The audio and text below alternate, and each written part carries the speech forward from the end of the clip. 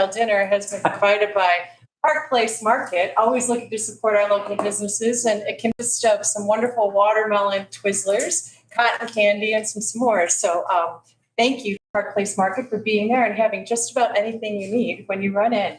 With that, I will call the meeting to order at 7 p.m. and welcome you all. Clerk, could you please call the roll? Councilmember Brenner. Yeah, present. Here. Caulfield. Here. Diener. Present. Breland. Present. McMillan. Here. And Mayor Hodges. Here. Thank you, Clerk Playhood. With that, we'll move on to the Pledge of Allegiance, please.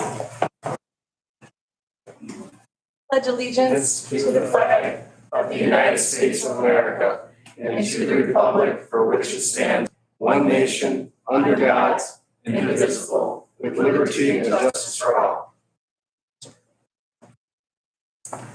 Next on our agenda is the approval of the consent agenda, which includes items, 4 different items, the approval of our August 15th meeting minutes, as well as approval of our August 22nd special meeting minutes, approval of our committee and commissions report, and then lastly, our finance report. Hopefully you all had an opportunity to review that. If so, a motion would be in order. Motion.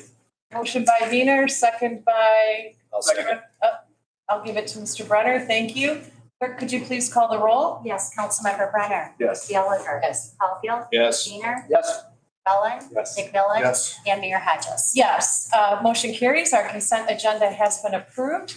Next item on the agenda is our public comment portion of the meeting. Thank you all for being here tonight. We really do appreciate the opportunity to be working in partnership with our community, which means we too, our residents, right along with you and like being able to work closely with you all. So we do look forward to hearing your feedback and your input. I will remind you that this first public comment is only for items on the agenda. There is a second public comment for items not on the agenda.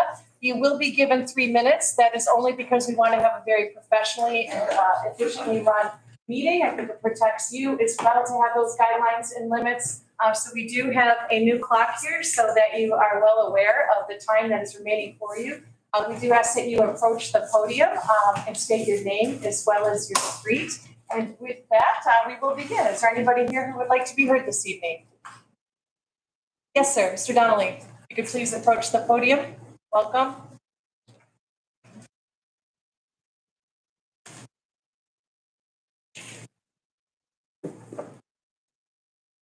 Good evening, everyone. My name is Greg Donnelly, and I've been a resident of the park for a little over 9 years. I'd like to comment first today on the proposed vacation of Wayburn Street that is on the agenda with the public hearings. This is alarming for several reasons. First, residents have never once been asked if we want this supposed arts center that our tax dollars are now and will be in the future subsidized. Our neighbors in Detroit, where part of the development will reside, have also not been asked if they want this project. The proposed site plan clearly violates the zoning for the part of the project that sits in the city of Detroit. It has yet to be approved as required by the City of Detroit's Historic District Commission. And finally, there is no actual proof given that the Urban Renewal Initiatives Foundation has met its fundraising goals to trigger the agreement with the City of Grosse Pointe Park. I urge you all to look beyond the unsubstantiated claims of benefit to our community and see this for what it is, a vanity project for the most privileged among us that shouldn't be allowed to be built. Thank you. I would also like to comment tonight on the proposed revoking of the donor policy that was adopted in just the last couple of years. The only reason to revoke this policy, which is a best practice amongst municipalities, is for the same reason that the supposed arts center is happening, to favor the most privileged among us and to hide where money and control are. Thank you. Thank you, Mr. Donnelly. Anybody else who'd like to be heard regarding items on the agenda? All right, we'll close the public comment portion of the meeting and move on to the manager's report. City Manager Seisling. Yes, thank you, Mayor Hodges and members of council. So brief update. We will have at our next October City Council meeting the solicitation ordinance that's being currently worked on by our Ordinance Review Committee. That'll be at the council meeting in October as well. This will be touched on further, but a rezoning application. So in the Grosse Pointe News last Thursday, there's the Planning Commission will meet on October 6th to hear a rezoning application for 4 homes that are located behind the Brine Restaurant, which is over on Kirchable in between Maryland and Wayburn. And so at that time, comment review of these will be happening to go from a RD residential to a P1 parking district. So first that'll go through the planning commission first, and then that'll be at city council at a future date. DPW update, so we're working with DTE, looking at a temporary electrical feed until a transformer is available installed. They're trying to get transformers all over the place right now, so we're kind of at a wit's end with DTE. Brick mason work continues on the front of the building. Doors and windows are coming soon as well. I noticed the side doors actually on Ireland right now. Construction trailers to move soon with Ron Sully's staff moving in the offices, and concrete work in the yard and alley should be commencing soon. Civic Campus RFP, the Downtown Development Authority is currently soliciting bids for an overall view of the City Hall, public safety, library, and future parking lot of what this area could entail in the next few years. Intent for a cohesive flow when entering the civic area, sustainability, parking, walkability, and beautification will all be looked at. Sycamore trees, I really want to thank the work of our city forester, Brian Coulter, who was approached several years ago from a park resident to donate sycamore trees in the future to Grosse Pointe Park. 6 years later, we have 100 sycamore trees that are in Clinton Township right now that are ready to be harvested this coming spring. And so the donation amounts to about $25,000 that we were able to save from this generous donation and the cost for purchase of the trees and planting. And I know the city forester is currently reviewing areas where we can put those sycamore trees and create a nice canopy for in the future. The alley, so approved by city council at our last meeting. That's Wayburn, Maryland, between Hampton and St. Paul, Maryland Lake Point between St. Paul and City Hall, Maryland Wayburn between Verner and Charlevoix are all expected to start later in October. So far for alley separation, so separating the sanitary and the storm, the DPW has completed the alley north behind the Red Crown, the alley south behind the ADT Med Spa in Kirchable, and the next alley we separated is right behind the Sprout House. So that'll be next. Skipping ahead, if you haven't read, there's on the city website, the infrastructure FAQ, which is discussing a lot of information regarding the state of the city infrastructure. So if you look on there, we have frequently asked questions about our water and sewer system, information residents can review about the proposed water sewer millage this November, a road PASER rating to show about the road millage that was passed by voters twice and the success that has been, downspout disconnection information, water reliability study, and as well additional information from our infrastructure committee and OHM advisors, our city engineer. Millage Town Hall will be back here tomorrow at 7 p.m. The city will be hosting a town hall forum to discuss the state of the city water sewer system, why the millage is being proposed, and an opportunity for residents to ask questions and provide feedback. The meeting will take place at 7 p.m. and we look forward to any of your comments. If you have any comments or questions that you would still like answered, if you can't make the meeting but would like the city to address them, please email the clerk at clerk@grossepointepark.org, or also on our infrastructure page, we have a button that if you'd like to respond to questions. Exciting news. So the city earlier this year applied through SEMCOG for green infrastructure assessments for coastal resilience opportunity. And so they had over 80 applications throughout the coastal area of SEMCOG. 14 sites were looked at for potential funding and being able to actually draw up a plan for coastal resilience, and Patterson Park was awarded that. So basically, someone will come in, they'll draw a plan, we'll look at, and looking for, the shoreline over at Patterson Park. So pretty exciting that Patterson was awarded that. And then in other news, the city has been applying for several years what's called through Eagle, a drinking water revolving fund. And so this was $33 million that we applied for just to address water alone, not sewer. And this was water mains, lead service lines, meters. And so even with the influx of ARPA dollars that came in through the state, which is about $255 million, unfortunately, Grosse Pointe Park still did not receive any funding. So we're going to keep trying again, every year to see if we move up the rankings, and eventually we'll be hopefully funded at some point. But we are at number 54 right now. So happy for those cities and communities that do need the infrastructure. And then obviously, we're just going to keep working hard and see what we can do. Other than that, Mayor Hodges, that's all I have, and happy to answer any questions or comments. Looks like Councilmember Brenner may have a question. Yeah, actually, just one quick comment and one quick question. Actually, the comment is kind of tying into the infrastructure at Town Hall that we're having tomorrow. I just wanted to note for our residents that last month on our consent agenda, we have our invoices over $5,000. And one of those items was $23,500 for concrete repairs for water main breaks. It's a pretty common occurrence around here. And I just wanted to point out that is exactly the type of expense that we'll be trying to eliminate should we pass the millage and be able to properly upgrade our systems. That just stood out to me that, again, that's the type of thing that we hope to eliminate going forward. And I had one question for City Manager Seisland, as parking has been a bit of a hot topic around here. It occurred to me that we, as a city, actually own a couple lots that really could be best described as a hot mess in our Churchville Business District. Is there anything on the, going forward in the near future to address those parking lots, Mr. Seisland? Yes, thank you for the question. So over on Maryland right now, there is a gravel lot behind Point Hardware. And so our Tifa director, Warren Rothy, who's been working with the same contractor who will be doing the alley resurfacing, has also said that they would be able to do that parking lot as well. So we should be getting a price soon, and that'll be coming before at a future Tifa meeting that we'll be able to pave that this year. Excellent. Okay, so what we will be. Yeah. Excellent. Thank you. Other questions, Councilmember Gallagher? Yes, please. On the funds for drinking water that we've applied for, you said we're number 54 on that list. That's correct. Will we fall off of that list, or we eventually over time will move up that list? I would hope we eventually keep going up the list. I think originally we were in like the high 50s when we first started, so we're slowly moving up. And Will we be taken off that list at some point?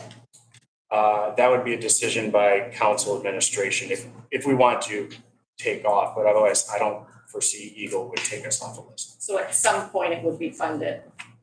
Sometime could be down the road, whether it's through that, which could be 2 years from now, could be 20. We're unsure, Eagle, and again, where their priorities are for funding and funding they have available from the state. So the funding it comes in every year to the state, and then they disperse those funds according to the list. And when they fund the list, those that get funded, they get removed from the list and we get moved up.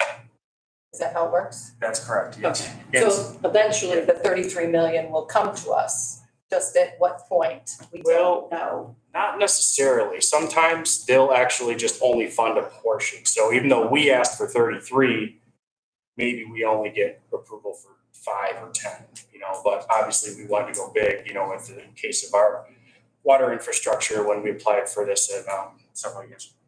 And just to be clear, I think City Manager Seisland, you're saying we have to reapply for these funds each year. So it's uncertain, whether or not we'll be on a list or at what point. And then I think to point out too, more often than not, that it's a loan. So it's not free money.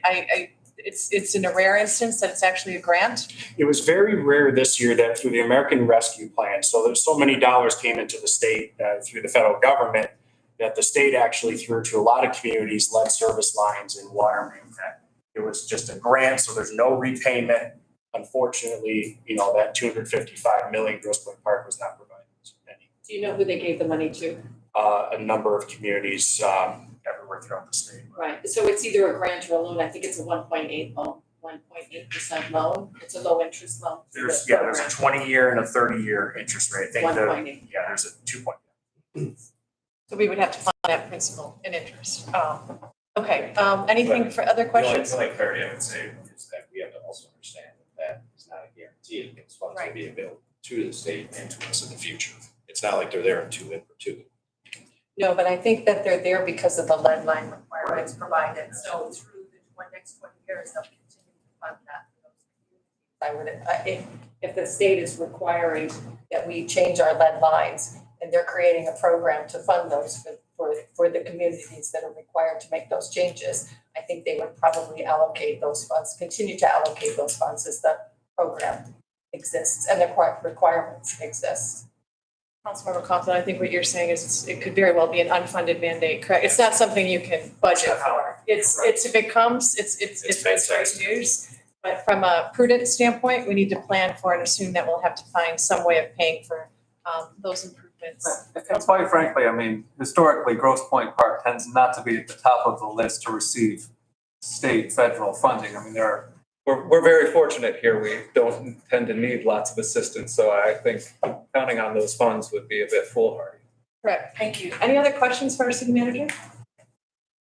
All right, thank you. I believe we also have a report from our Chief Gerald. Welcome. Chief. Good evening. So it's just a couple of things on the public safety update. This coming Sunday, the 25th, will be our public safety open house. It's going to be held here at the station. It's going to consist of station tours. We're going to have our child safety seat technicians are going to be present, and they'll be available to anyone who wants to have a seat installed or inspected. We're going to have a bounce house for kids. We're going to be doing demonstrations of all of our different firefighting equipment, to include a Jaws of Life demonstration, which will cut up a truck. Show everybody how that works. We're going to have the smokehouse and other fire safety displays.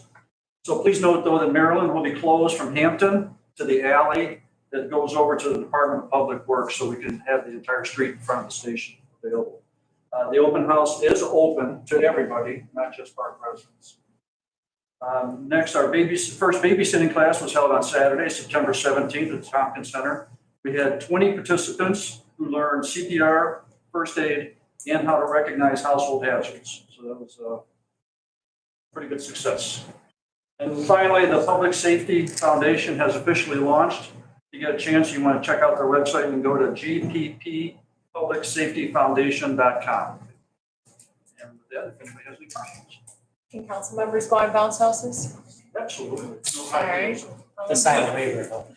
Thank you, City Attorney. Any questions for our chief? Thanks, sir. Thank you, Chief. Appreciate your time. All right, unfinished business, OHM sewer update. I see we have our OHM team, wonderfully represented by Patrick and Nancy. Mayor and Council. Good evening.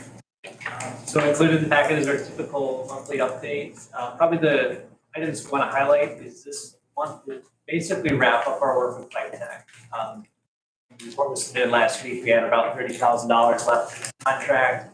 Pipe Tech will continue cleaning out some of the sewers that we had identified as those needing a second look. So we'd anticipate that to be done this month here, which basically the work that we really covered the entire portion of the system. So just the updated metrics in there, just to keep it updating as we go along about how much we're completed. In terms of the next steps on that, we've talked about asset management being one of the next things we feed into. So the data's been received from Pipe Tech, so we really have inspection information in every portion of the sewers that we looked at. So we can use that to really inform kind of what our next steps are in terms of planning sort of heavy maintenance, or capital improvements that we needed from an operational standpoint. We continue to coordinate with agencies. Meetings have been held with Eagle. We've been working with Hala. Rudy with the Warrant Office to basically get confirmation that the model that's been submitted is acceptable to their parameters that we're looking for. We've also reached out to the Wayne County Health Department about procedures that we'll need to have in place as part of our standard operating procedures for release valve systems. Other items of note, we are anticipating some work on the Henderson Park pumping station this week. We're going to this week do an evaluation of the SCADA system, which is basically the computerized operations of that. We use that monitoring and reporting out. Nancy, you can probably provide an update on the model. Yeah, like Patrick mentioned, I'm working with Eagle. Working with Eagle to just work on the technical side of the approach to the modeling for the ERV. It's just going back and forth, more hand-holding and explaining the system. So we have a meeting next Thursday, again, to deep dive technical conversation about hydraulics and hydrology at Grosse Pointe Park. So the model's built as always. We've been able to update with height text data. The flow meters are still in. We still haven't received significant flow to see the diversion with 120 inch. So most of your flow goes into the upper trunk, which is a 78-inch sewer. Then during large events, it diverts into that 120 inch. We haven't seen that large rainfall event to that validation of the model at this point. So we intend to just keep metering and hope for a little bit more rain, but not too much, not too much. So I think it's like just over 2 inches we had in August. Thanks, trying to remember out of my memory, almost 3 inches in August. So we're receiving rain, but not enough to see that dynamic between the two large sewers along the And I think the other item, just to highlight on is part of the work that Baker Tilly is doing with putting the rate studies together. We're also feeding information about future capital improvements in that help basically align what we think the future improvements are going to entail. The rates this may be to attain that. With that, if we don't have questions. I understand we'll have more to look at on that possibly at the October meeting. I think so. Great. Councilmember Wiener, do you have anything to add? Yeah, I think there's 2 points to make really quickly. One, obviously, in the planning that we're doing currently for ongoing preventative maintenance, obviously, the pipe contract is nearing completion. Our intention is that we build a structured kind of yearly sectional cleaning and scoping of the sewers just to kind of keep building on this. Because, 800 cubic yards have been taken out of the sewers, so they're much better than they were, but we can keep building on that. The model building as well. We're not just building this model for approval with Eagle, we're actually trying to better understand our systems. So one of the conversations we're having, for anyone who's ever dealt with flow metering, we've installed obviously flow meters in the sewers to kind of monitor where the water is going. The biggest expense with that is typically installation. We're looking at potentially purchasing or figuring out a longer term plan because the monitors were actually supposed to come out of the system in the coming weeks. So we're going to actually try to figure out what the pricing is because perhaps we can purchase these so we can keep building on this because understanding the flow just lets us build upon the system. So we're waiting to get feedback on that front. One suggestion there, I don't know if we could work with GLEWA and have them purchase the equipment and sort of treat it like a library where you could check the equipment out. When we're done with it, we put it back and another community uses it. Just might be one way to potentially spread the cost. And I've been working with them absolutely to that, because it's a benefit for them too to understand their system further. And so I've had those discussions with Sue Coffey and keep working. All right, thank you for that, Mr. Wiener. And just so you all know, Mr. Wiener does chair our infrastructure committee, which is why I deferred to him. And I appreciate the work that you all are doing in tandem with Tom Zenny and the rest of our administration. Councilmember Rowland? Thank you. Thanks for that report again. You guys mentioned 25% is unscopable. And you mentioned in October, we're going to try to get back to those. Is that what you mean, the second round? So that's more of the, really what we identified is that there was a need for additional heavy cleaning. Yeah. So that's the work that's been done. So that will allow for us to do that inspection now. Okay. That's what we And choose to move forward. through your experience, how long do you think it took to get to that heavy level? 10 years, 5 years, before 2016? I couldn't even tell you. It's every system is different. There's so many different dynamics about how much flow area. It's really different. Okay. And then, There's another, I'm sorry, I was please. to interject, but there's another aspect of it too. We have to have the access points, so we're finding a lot of the manhole covers, a lot of access points over the years have been covered. So that's one of the things we're building out too. We know a lot of areas where we're supposed to have something, we're trying to work with residents and try to build it out. But that's one of the reasons why we have a good kind of stepping off point now. We're going to continue trying to build off it and hopefully continue to find, something's getting buried and just get those access points. So it doesn't necessarily mean that they couldn't actually get through. It means that they couldn't actually get cameras into certain areas. Yeah. So it's not like necessarily that there was an issue with the sewer itself. It's just getting the camera into it. So it's a good thing we approved the entire system to be scoped this time, right? And then I was going to ask, how often should we chat in the future? It sounds like Max, Councilman, you're planning on setting up a schedule for future checking, so we won't have to go through all this again. So the intention, and again, we'll be discussing a lot of this in town hall tomorrow too. We have to kind of build a couple different plans based off of how the financing is going to be working. But the intention is that we have kind of a steady model of scoping and cleaning on a yearly basis. So we allocate so much funding to kind of one of the things too is getting the information of where the need is. So we're kind of map out the city and have it broken up into sections, and then every year address area after area. Yes. Yeah, thanks. Any other questions? Yes, Councilmember I'm Miller. just curious, how do we've 72% of the manhole covers have been inspected. How do we find the other 20%? Just from residents saying I have it in my backyard, or do we have a plan or a sketch of what they were 100 years ago? We have old record drawings, which, many times those are very accurate, sometimes they're not. So I think in many of these instances, again, our goal with this program was to really try to get to as much of the system as we could as fast as possible. So there's probably, and specifically, there are areas where we've identified would be beneficial. Those will just need a little greater study. So that could be televising them again. You can get through that line and see where the manhole is. Basically just measuring it out on the ground. There's others that can be buried. So if residents know, for sure, that's very helpful. We'll take any clues we can get, but it's something that we basically document it, and it's something we start chipping away at. And there may be instances where it's mapped, but it doesn't actually exist, and so you have to have those. So that's one of the things that we can start identifying those. Yeah, I just want to reiterate, it's as we're televising, we're building it out. So actually, at each time you go down, you kind of build it out further and further. Well, I think a key thing you've said, Councilmember Wiener, is we've optimized this system from what it was 12 months ago, which I think is great news to everybody in the community. And I will remind everyone again, please do your downspout disconnection if you have not yet. And I will always ask our team, is there anything this body can be doing to support you better and help you carry our water, so to speak? Out of town, by the way. Yes. Absolutely.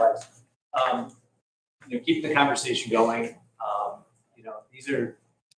These downspouts, they help. Anything we can do to disconnect that, and then be thinking about, when people are doing improvements around the yard and things like that, if you can remove impervious area that you don't need, if there's extra patio space or driveway, that always helps. We know precipitation intensity are increasing, so we can do a lot of things in the ground with pipes and infrastructure. If we can help to reduce the source of it and that being impervious area, that's beneficial too. Well, and it also honors our neighbors who would be impacted if we ever had to use the EERB. We make sure that that's only a last option, hopefully a never option, but I do think we owe that to our fellow neighbors. So with that, yes, Councilwoman Gallagher? We have not yet had enough rainfall to complete the flow meters that are the design to get a permit for the EERB. As the rain season is ending, if we do not have enough rain to complete those flows and complete your analysis, are we then waiting for next year's rain flows to be coming in to then get our permit?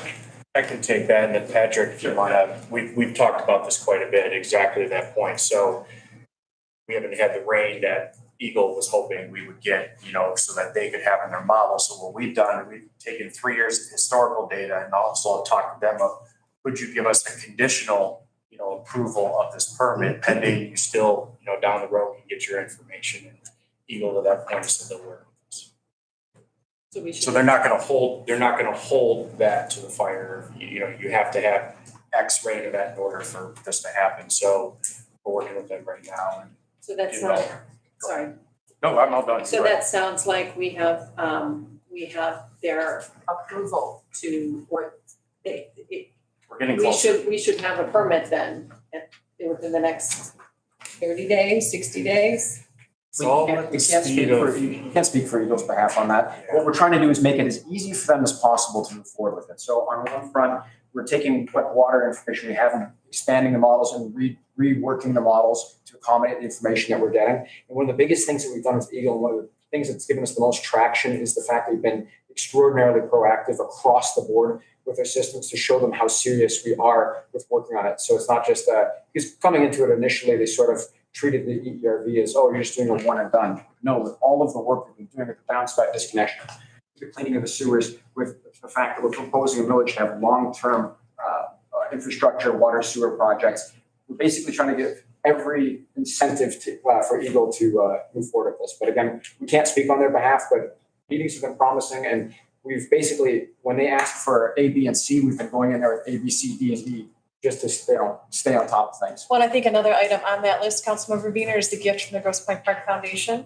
which many folks here may not be aware of because we did conduct that at a special meeting, but we were able to accept a gift, I believe it was $130,000 towards the cost of that equipment, which is another testimony to Eagle of how serious this community is. So thank you for your great leadership on that.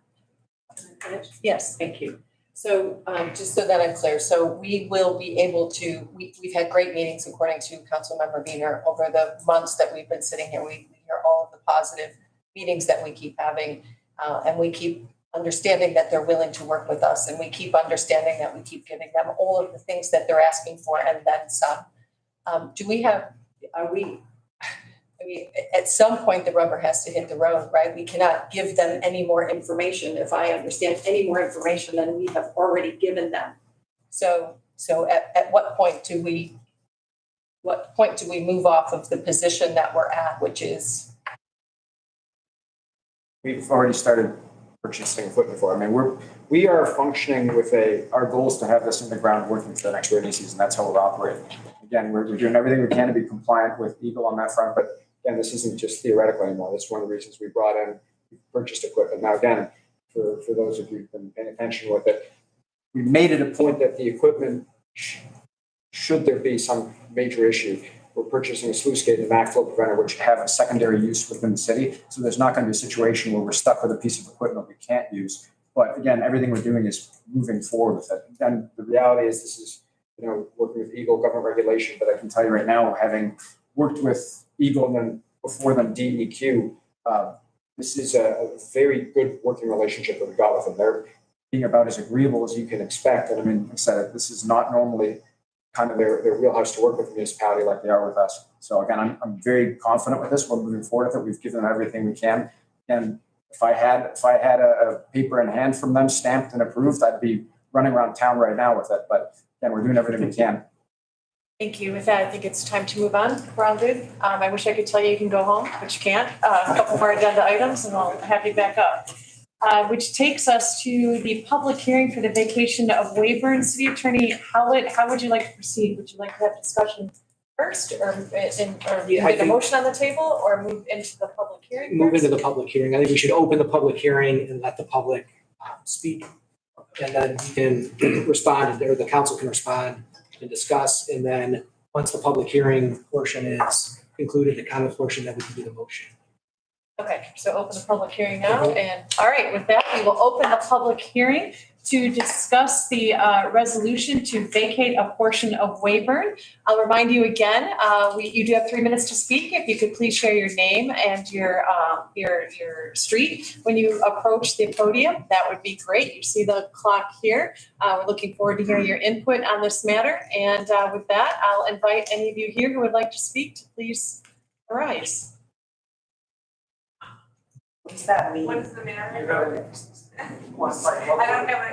Yes, we're opening the public comment portion for the resolution to vacate a portion of Wayburn, which is in the unfinished business item of the agenda. So City Attorney Howlett, do you want to add a little more context just so it's clear what we're doing? So the process to vacate a public road is a two-step process under our charter and ordinances.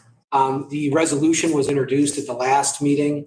There's then a public hearing to discuss the potential resolution to vacate the street. This is the portion of Wayburn, just for ease of understanding, that's right over there. It starts at Jefferson and already dead ends right by St. Ambrose Church.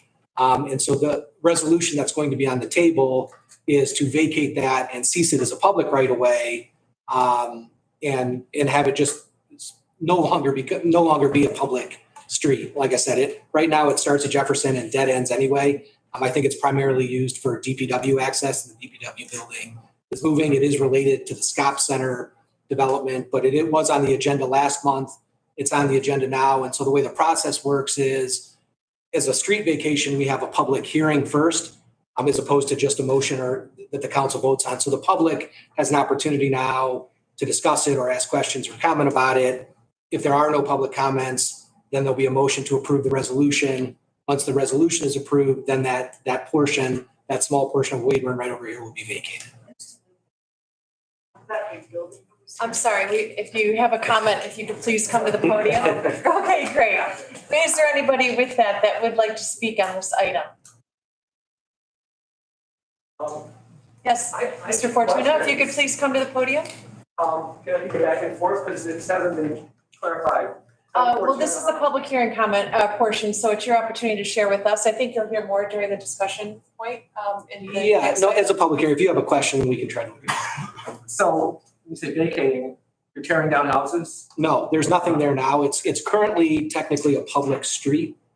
And so the public has a right of way to traverse it. When you vacate a street, it ceases to be a public right of way. If they wanted to close it or build on top of it, right now it's vacant, right? So that would be what the resolution is to vacate so that it's no longer a public road, this dead end portion of Wayburn. And really, the fact of the matter is it's for future development.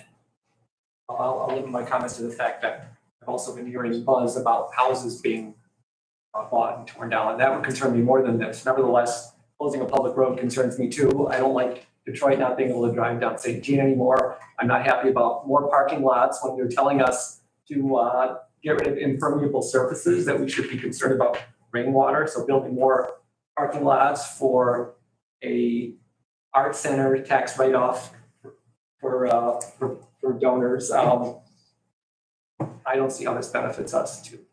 If it's for a future development that's not even been approved or paid for or agreed to, I'm not on board with that. Thank you. I believe, Mr. Donnelly, did I see your hand? Yes.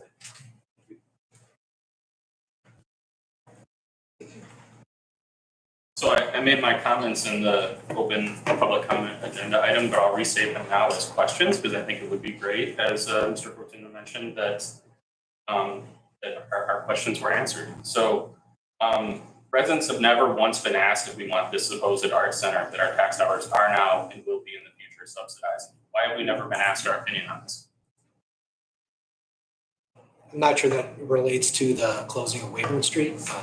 This is a public hearing on the vacation of Wayburn. So if anybody wants to discuss that, they're welcome to, but it's not really related to the public hearing on the actual closure of Wayburn. It's what's at issue in the public hearing is the resolution that's before the council. So we're not allowed to ask questions about why the street's being closed? You can ask what you want. All right, so why is the street being closed when none of us residents were ever asked what we thought about an art center? Doesn't mean I have to answer the question. Okay, so yet again, our public body will not answer. Great, that's pretty common. Our neighbors in Detroit, where part of the development will reside, have also not been asked what they think of this project. Why is that not happening? I'll make a comment on I Detroit. can't answer that. I would like to if I knew the answer. It's our project. It's our city's project. We're building it in Detroit. Why would we not ask the people who live there? You mentioned. Actually, I believe it's Europe's project, not our ours. project. It's not the city project. Yeah, I believe that. You mentioned the city of Detroit hasn't approved this. That's true. The city of Detroit has not. I believe that's, That's not entirely true. The planning commission has approved the Correct. project. So just that's clear, just so everybody can hear the city manager, it has gone through the process. The planning commission of the city of Detroit did approve this project and it's checked all those boxes, so it is proceeding as it should. So we have checked those process boxes. And I think it's important to say too, we're an elected body, elected to represent our community. So we are accountable to you. And I know engagement is very important to this body. We've actually created a committee so that there's testimony to you all how important we believe that this back and forth relationship needs to occur. So for this body, I think, Mr. Donnelly, you should feel as if we're in partnership with each other. And it's not appropriate for every item to go to a vote of the public. That would be dysfunctional. That's why we're here. So City Attorney Howlett, I hope I'm correctly explaining these things, but I don't want people to leave here thinking you're not being well represented or well governed with lawfully adhered to processes. Right. That's not answering our questions. Well, I think the question has been answered. This is not, there's no secret project. This closure of Wayburn is related to an agreement that was entered into by the council in 2019. That's a contractual agreement that the council that sat here at that time voted to approve. Every meeting has been public. Every agreement has been public. All the contracts have been approved. There were some zoning questions that the planning commission addressed related to this at a public meeting. So there have been lots of comments, both in written, spoken, questions asked, all of which have been, again, answered and addressed at public meetings. So I'm not trying to be flippant with you. I'm not sure what you mean by we didn't ask the public. And I'm careful about saying I'm the city attorney, I'm not a city council member. But everything in terms of the process that was required to be followed for a development of this sort, including what we're supposed to be talking about right now, which is the resolution to close the street, has been done via public meeting, public agreement, and public votes. Well, and I think we've seen the results of that in the outcome, where there have been changes to the plan, to the project, whether it be the partners that the SCOP Center is working with, parking modifications, site modifications. So that feedback has. But I'm sorry, Mr. Brenner? In addition, the implementation of their endowment, I believe, was an add-on as well. Correct. There's an endowment fund that they've committed to ensure the ongoing sustainability of the facility. So I do want to be conscious of time. I think maybe City Manager Seisland, a good way to handle this, you're all entitled to your 3 minutes, and we can do whatever we can to answer your question within that 3 minutes. So, Mr. Donnelly, if we could maybe, since I didn't set that expectation. Filled my 3 minutes. No, I'll give you, I want to be fair to you. I mean, I do respect you and I do want to be in dialogue with you. Since I didn't set that expectation up front, let's get the clock going. We'll give you another 3 minutes and I will ask all of us to be succinct in our answers so that his 3 minutes is wisely used. So with that, go ahead. Actually, before he starts, you mentioned the planning commission approved it. Do we have written documentation of that? In the city of Detroit. City of Detroit.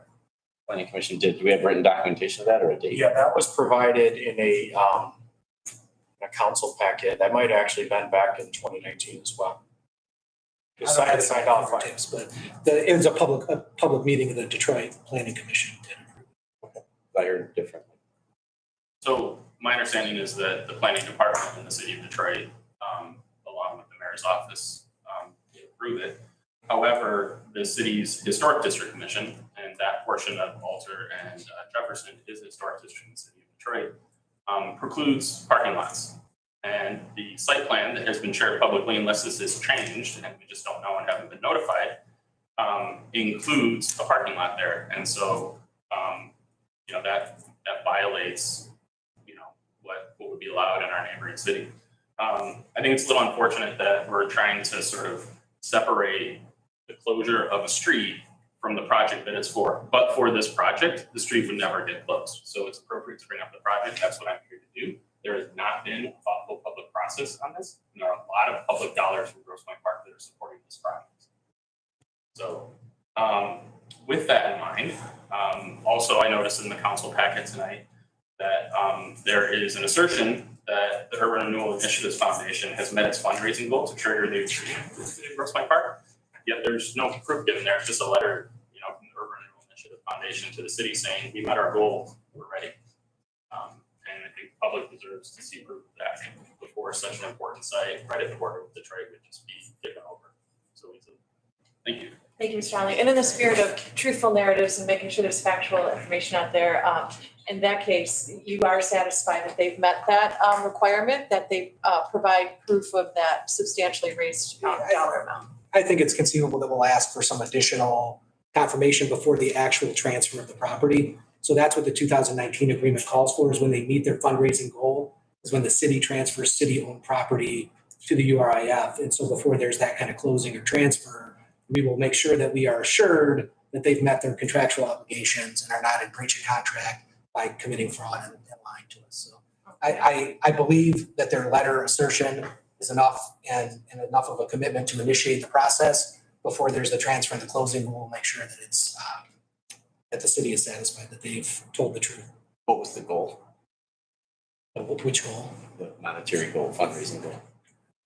It started at 25. No, it started at 33, now it's at 45. They bumped it With 45. the Yeah, So their goal is 45 million. 45 million for the build, yes. That was an adjustment to building expense, which In COVID and coming down. yeah.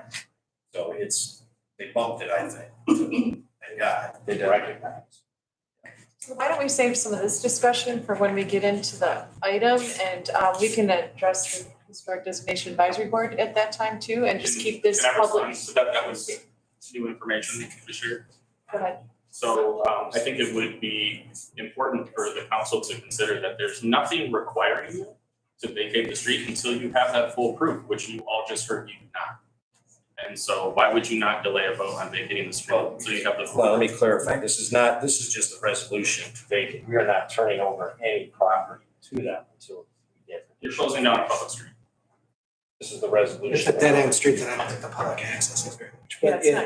I don't think that matters. I mean, public street's a public street. Okay, I think we're, Right. yeah. All right, thank you, Mr. Donnelly. I appreciate that. And anybody else who'd like to be heard?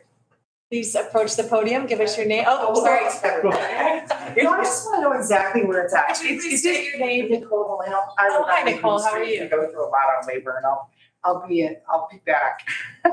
So But where exactly is it? It's in front of, like closer to Jefferson, in front of St. Ambrose. it right? starts at Jefferson. I don't know if you can see this very well, but I pulled the map up. You know where the DPW is right here? Yeah, It's the street right in front That's of where it. we are right I now. think I just want to know where it's at. Nobody really walks it. I know exactly. It's this portion right Yeah. It's kind of. Yeah, right grody. over there. Sorry. I use a technical term and say it's kind of grody. I mean, it's just a dead end stub street. Yeah, I know. By weeds. Yeah. All right, yes, Mr. Berlinden. Hi, Jay Berlin at 1156 Wayburn. When can we address the issues at the middle of Wayburn? That, public comment, that would be the second public comment. So that's coming up still? It is. Oh, yeah, okay, Yes. thank you. And just so everybody knows what he's asking, because it can get confusing, there are two public comments. And actually, there's three today, because we're in a public hearing for Wayburn, the vacation of it. The first public comment, which is just prior to this, was for items on the agenda. The last public comment is for items not on the agenda. And that's where you're free to speak about whatever you would like, so. Okay, anybody else who would like to be heard as part of this public hearing for the vacation of Wayburn?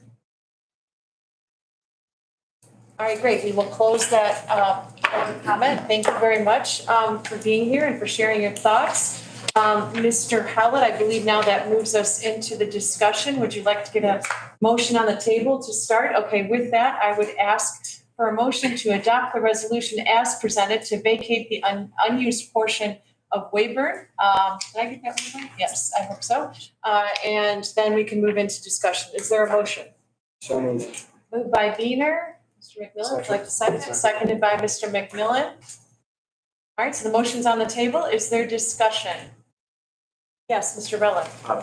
City Attorney, you mentioned that you would get proof of their fundraising date. Is there any way we can see that at council as well? It- The proof? At some point, you mean? Yeah, when they I don't, present. yeah, whenever it would be a public document. Okay, because we're on the docket for this project as well. That's all I have. Thank you. Well, and to follow on that point, I mean, if you read the last, I guess, the two sentences in the first paragraph, under the purchase agreement, so there is a purchase agreement. The city is required to convey the property within 90 days. Once the URF provides proof that it has met its funding targets. So they're gonna have to provide proof. I want us to see it. Absolutely. Well, I think we're gonna have to, the way this is right. I've been asking for years. Haven't got one proof of anything, Well, they haven't met their funding target. just to see where they're at. Is it on the website? That's what they're updating. That's still not But that's proof. not their That's just obligation. words. They don't have to provide updates. I mean, if Yeah, well, we're gonna make sure, and it will be visible in public because it's a contract, but That'll put our Just like- residents mind at ease. That's just all like we have to need. live up to our contractual obligations, so do Yeah, they. I just know residents have been asking, so that'll put their minds at ease. But I think it is important to clarify, City Attorney, I mean, you are satisfied that they've adequately met that obligation so that we can consider this item tonight. To consider the item tonight, yes, they provided us notice that they've met their fundraising target. But there's no proof. Well, I don't know what you mean by proof, I think a bank and, statement that shows money. in the bank and- account. and again, what we're talking about is a contractual obligation. And if they were to come to the table and accept the transfer of the property and have not met their fundraising obligation, the city would have numerous ability to go back and essentially sue them for breach of contract. So, of course, at the closing, we're gonna want information in a reassertion that they've met their contractual obligation and will perform our contractual obligation. But they have put us on notice in writing, certified by their lawyer, and that they have met their fundraising goal. And I'm very doubtful that they are lying to us. I think that they have. It's not a matter of trust, it's just proof. It's a simple document showing that this money is in the bank account. Isn't that what that letter states? But it's not showing us that. But we're not required to ask for, nor are they required to provide like a bank statement. So again, So we're taking their word for it. we will have assurances that they've met their contractual obligations and that we will perform ours. You guys are okay with that, not seeing proof, just going forward saying that yes, they got it. Given that we're actually not giving them anything at this point, and given that once prior to actually handing over property that we are required, that we will be getting that proof, yes, I'm very comfortable. Okay, so you heard what I heard. We will get the proof before the land gets over. And that proof could come in numerous. I haven't heard that. A recertification, right? A signed statement that they've made it would be proof in my mind sufficient. I mean, it's legal, if it's a legal document. That's it's a right. Legal document, right? It's presented by the attorneys, it's signed off, it's certified. You know, at some point you have to accept the certification, but a legal document is a legal document. You can. I want to see a bank statement. But as you said, we have other tools available to us. We do, and that's certainly not required by the contract. And our legal counsel is advising us accordingly. To be clear, though, we don't need that. We just need the certified document stating they've reached it to move the process forward, which is one step of the overall. I'm totally comfortable where we're at, that we have the information we need required by the contract. As a matter of prudence, we will make sure that we are comfortable that what they have told us already in writing is accurate, and that will fulfill their contractual obligation, and then we'll fulfill. And similarly, City Attorney, there's been discussion about whether or not a performance bond would be required, and as I understand it, that is, I don't know, City Manager, if you want to clarify that, just so that That is the community knows. Yes, so, as part of this project and actually as well, the Scott Center, filed for building permits, and so we did accept those. And so they have their building permit right now for their core and shell, which is essentially their foundation and to start building upright. And, so with this year, more than likely what you could see happen is once the DPW building is completed, and we're all moved out, they will tear out they'll tear down the building, probably do a rough grade of the site, put up fencing and such. And with that, Mr. Brennan, our building official, required a performance bond so that if there's any damage to city property and or in the case if, for some reason the project just completely stops, that we have some assurances that we can go back and. Is there a value to that performance bond? I don't want to state an accurate number, but I know it's. Whenever you get it. Right, I could let you know. Thank you. That's important. Yeah, it is important, and I do want the community to know that we are professionally managed and lawfully abiding by the best practices. So is there any other discussion before we move to a vote? All right, Clerk, could you please call the roll? Yes, Councilmember Brenner. Yes. Gallagher. Yes. Caulfield. Yes. Gainer. Yes. Rowan. No. McMillan. Yes. And Mayor Hodges. Yes. Motion carries. The resolution has been adopted to vacate the portion of Wayburn that is in question as presented. Thank you all. Next item on the agenda is council comment. Are there any comments by members of council regarding items that we discussed? Okay, moving along, we move into new business, which is the bid award for the Mass Avenue water main. I do believe our city manager will be leading this discussion for us. Would you like us to get a motion on the table before doing that? Yes, I would ask for a motion to approve the bid as presented. So moved. Moved by Wiener, seconded by Caulfield. Discussion. So yes, and Patrick, feel free if I miss anything, but the city of Grosse Pointe Park went out for bid in regards to the Mack Avenue water main, which is a section of Mack from Cadju to Kensington. This is our largest concentration area where we've had water main breaks. We've had, tens of them over the years. If you recall, before Mack Avenue was repaved, right by B3, you could actually kind of drive the road going like this. That was because we were patching, putting in, for the main breaks in there. And so we went out to bid. We received several bids, and I have to say OHM did a nice job with. They were about only 7% above their opinion on what this would be, and so the low bid is about $454,000. The range or the highest was $689 from Intercity Contracting, which we have worked with them on several projects in the community, and OHM also made some inquiries to City of Ecorse, State of Michigan, to get a better understanding, and also as well. While they're on site, they'll be replacing 6 lead service lines. This is actually saving the city money at this time. I think it was, Patrick, what, 5-6 grand per lead service line? And it's actually in the bid document too for council to look at. Yeah. And so, we're pretty excited. This is the first, true water main. We're going to replacement. We're not patching. We're actually going to replace the entire stretch. And so, very excited, and this will be something hopefully we can do a lot more of in the future. Thank you for that. Any additional, anything of that, or Patrick, anything else, or? No, I don't think so. We've reached out to the contractor and, assuming we get, go ahead, we'll get with them and get a schedule. You think this year, right? They have until next year to complete it. One of the things that we just want to get it on the books and get the ordering materials, like anything, hydrants are hard to come by. So the quicker we get with them, then we'll get in and it basically should be done by the end of this year next year.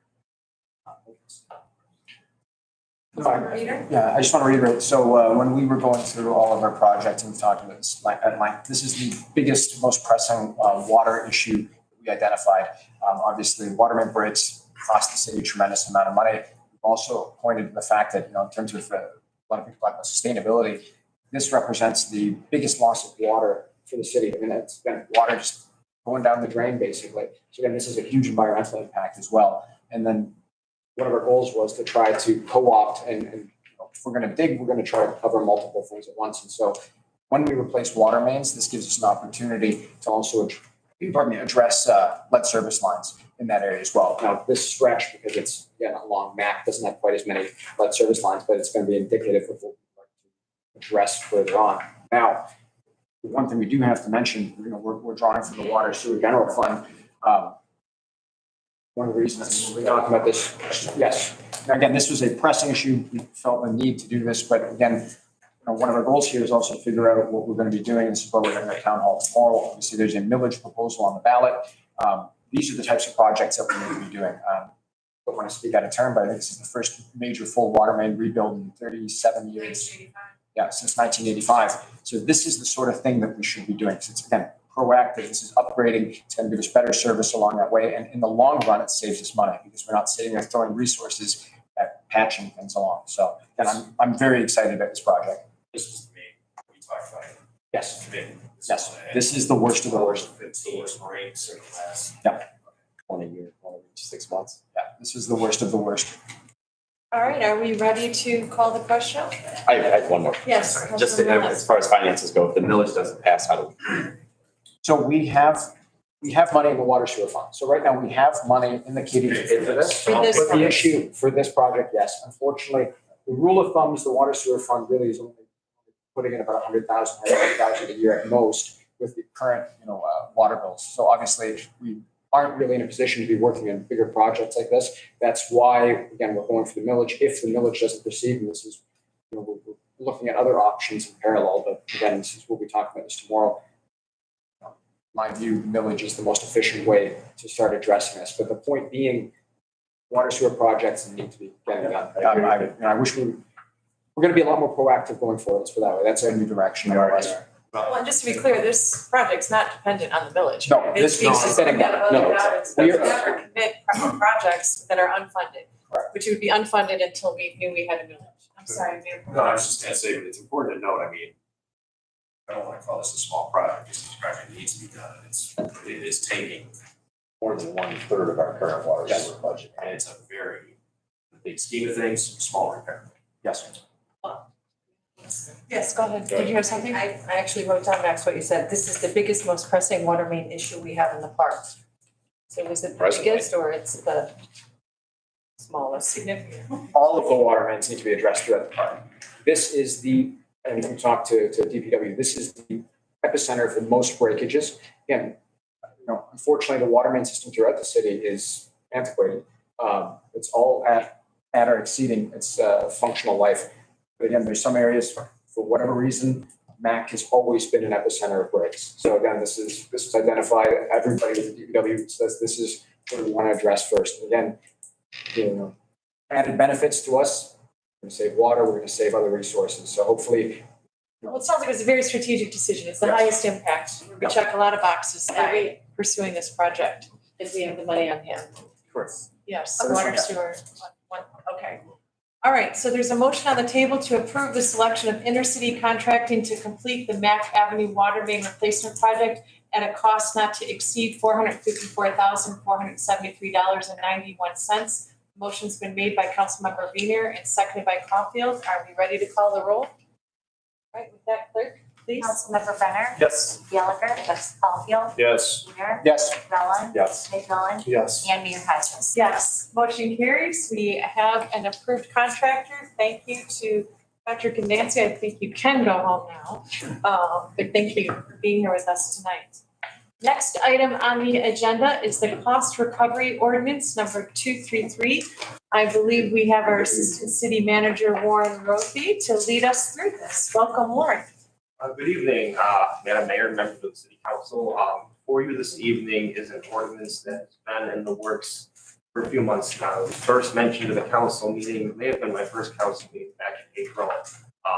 But in the time since then, it has gone to the ordinance review committee and we met and we discussed at length the merits of the ordinance, what are some challenges with it, how would it work? And ultimately, the committee decided to prepare a draft for themselves, the committee to review. That work was done, the committee has met. They've voted unanimously to bring this draft before you this evening for your review and consideration. Now, there's a lot of questions behind this. I have some time, so I can go into some of the specifics and mechanics of how it works, what it does and what it doesn't do. So I guess, without further ado, why has this ordinance been prepared? This ordinance is intended for recovering costs incurred by the city in certain circumstances. These costs would be recovered through charges to responsible parties as defined by the ordinance. Now, when people have talked about this, and if and the question is, does this mean when I call for 911 or I call the public safety department, what happens?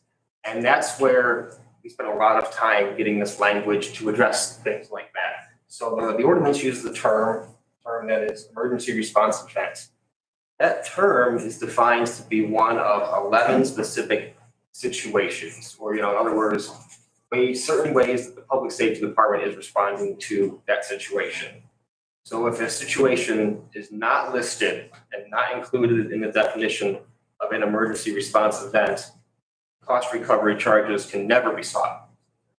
So what does this mean? The things I'm about to say are items that are not eligible. No cost will ever be sought to recover from the following situations: false alarm calls, domestic calls, reports of suspicious activity, trespassing, reporting stolen car broke-ins, trespassing complaints, property damage, neighbor disputes. None of that is eligible emergency response to events. That is business as usual. Nobody will ever see a bill because of that. So what are some of the 11 situations that are defined as emergency response event? Some of those include motor vehicle accidents for the at-fault individual, OWI infractions, property, in situations where property either explodes or collapses, if there's obstruction, removal, defacement of public fire hydrants in particular, that is one of the 11 situations. Illegal fires is one. That's not an accidental fire, that's arson, legal fire. Technical rescues, and then if there's like a terrorism concern or something through the Homeland Security Department, those are the situations where this ordinance could be used, and only in those 11 specific situations. Now, what about due process? What about protecting and making sure this ordinance is only used as its intention? We have two things that I think are not unique to cost recovery ordinances, but not as common. And one of those is an appeal process. We don't just have a one-stage appeal process. We have a two-stage appeal where if a party, responsible party is defined by the ordinance, is given the bill for the charges, they have 30 days to appeal to the city manager, who can decide to grant the appeal in part and all if they are unsatisfied with the city manager's determination, they have an additional 30 days, so 60 days from the time you get a bill to the time your second appeal term expires to go before the city's Public Safety Committee, which I believe is a committee of 3 council members, correct? Okay. I don't work with that committee, so bear with me there. So again, that's the appeal process. But there's something else that's really important. We have built in an exemption. So if you are a property owner, taxpayer, if you're a resident of a rental property, and one of these situations happens to you, you are exempt from, cost recovery charges being sought, unless it's one of those specific 11 situations where a law is broken. If a law is broken, again, the exemption doesn't apply if a resident or whether they're a renter or, property owner, they're exempt unless, they're breaking law. So again, structure collapse, that's not necessarily the property owner's fault. So again, that would be a situation where they would be, although it's listed as not a way we could, seek charges because they're, again, a resident, they are exempt. There is one more carve out to that exemption, and that's really just to clarify, we do operate our own ambulance service as the city, and we are going to continue to bill for, in parts, to cover the cost of that service. That is a common practice among public municipal ambulance services as well as private. So, without further ado, that's the nuts and bolts. That's the summary. Be happy to answer questions. Chief Bureau is here, as well as the members of the Ordinance Review Committee. Very good summary. Thank you, Mr. Revoking. Are there questions? Should we question or? Yeah, we should get a motion on the table. Is there a motion? The motion would be to adopt amendments to ordinance number 233 by adding section 2-98, cost recovery, as presented. Is there a motion? I'll make a motion. Moved by Councilmember McMillan. Is there a second? Seconded by Caulfield. Discussion. Sure, one quick question. Of the other points, please tell me if I'm wrong. All the other gross points currently have such an ordinance in place, correct? Yes. They do not all have these exemptions, appeal processes built in. So again, I think our ordinance is stronger. We were the lone gross point that did not have such a recovery ordinance, correct?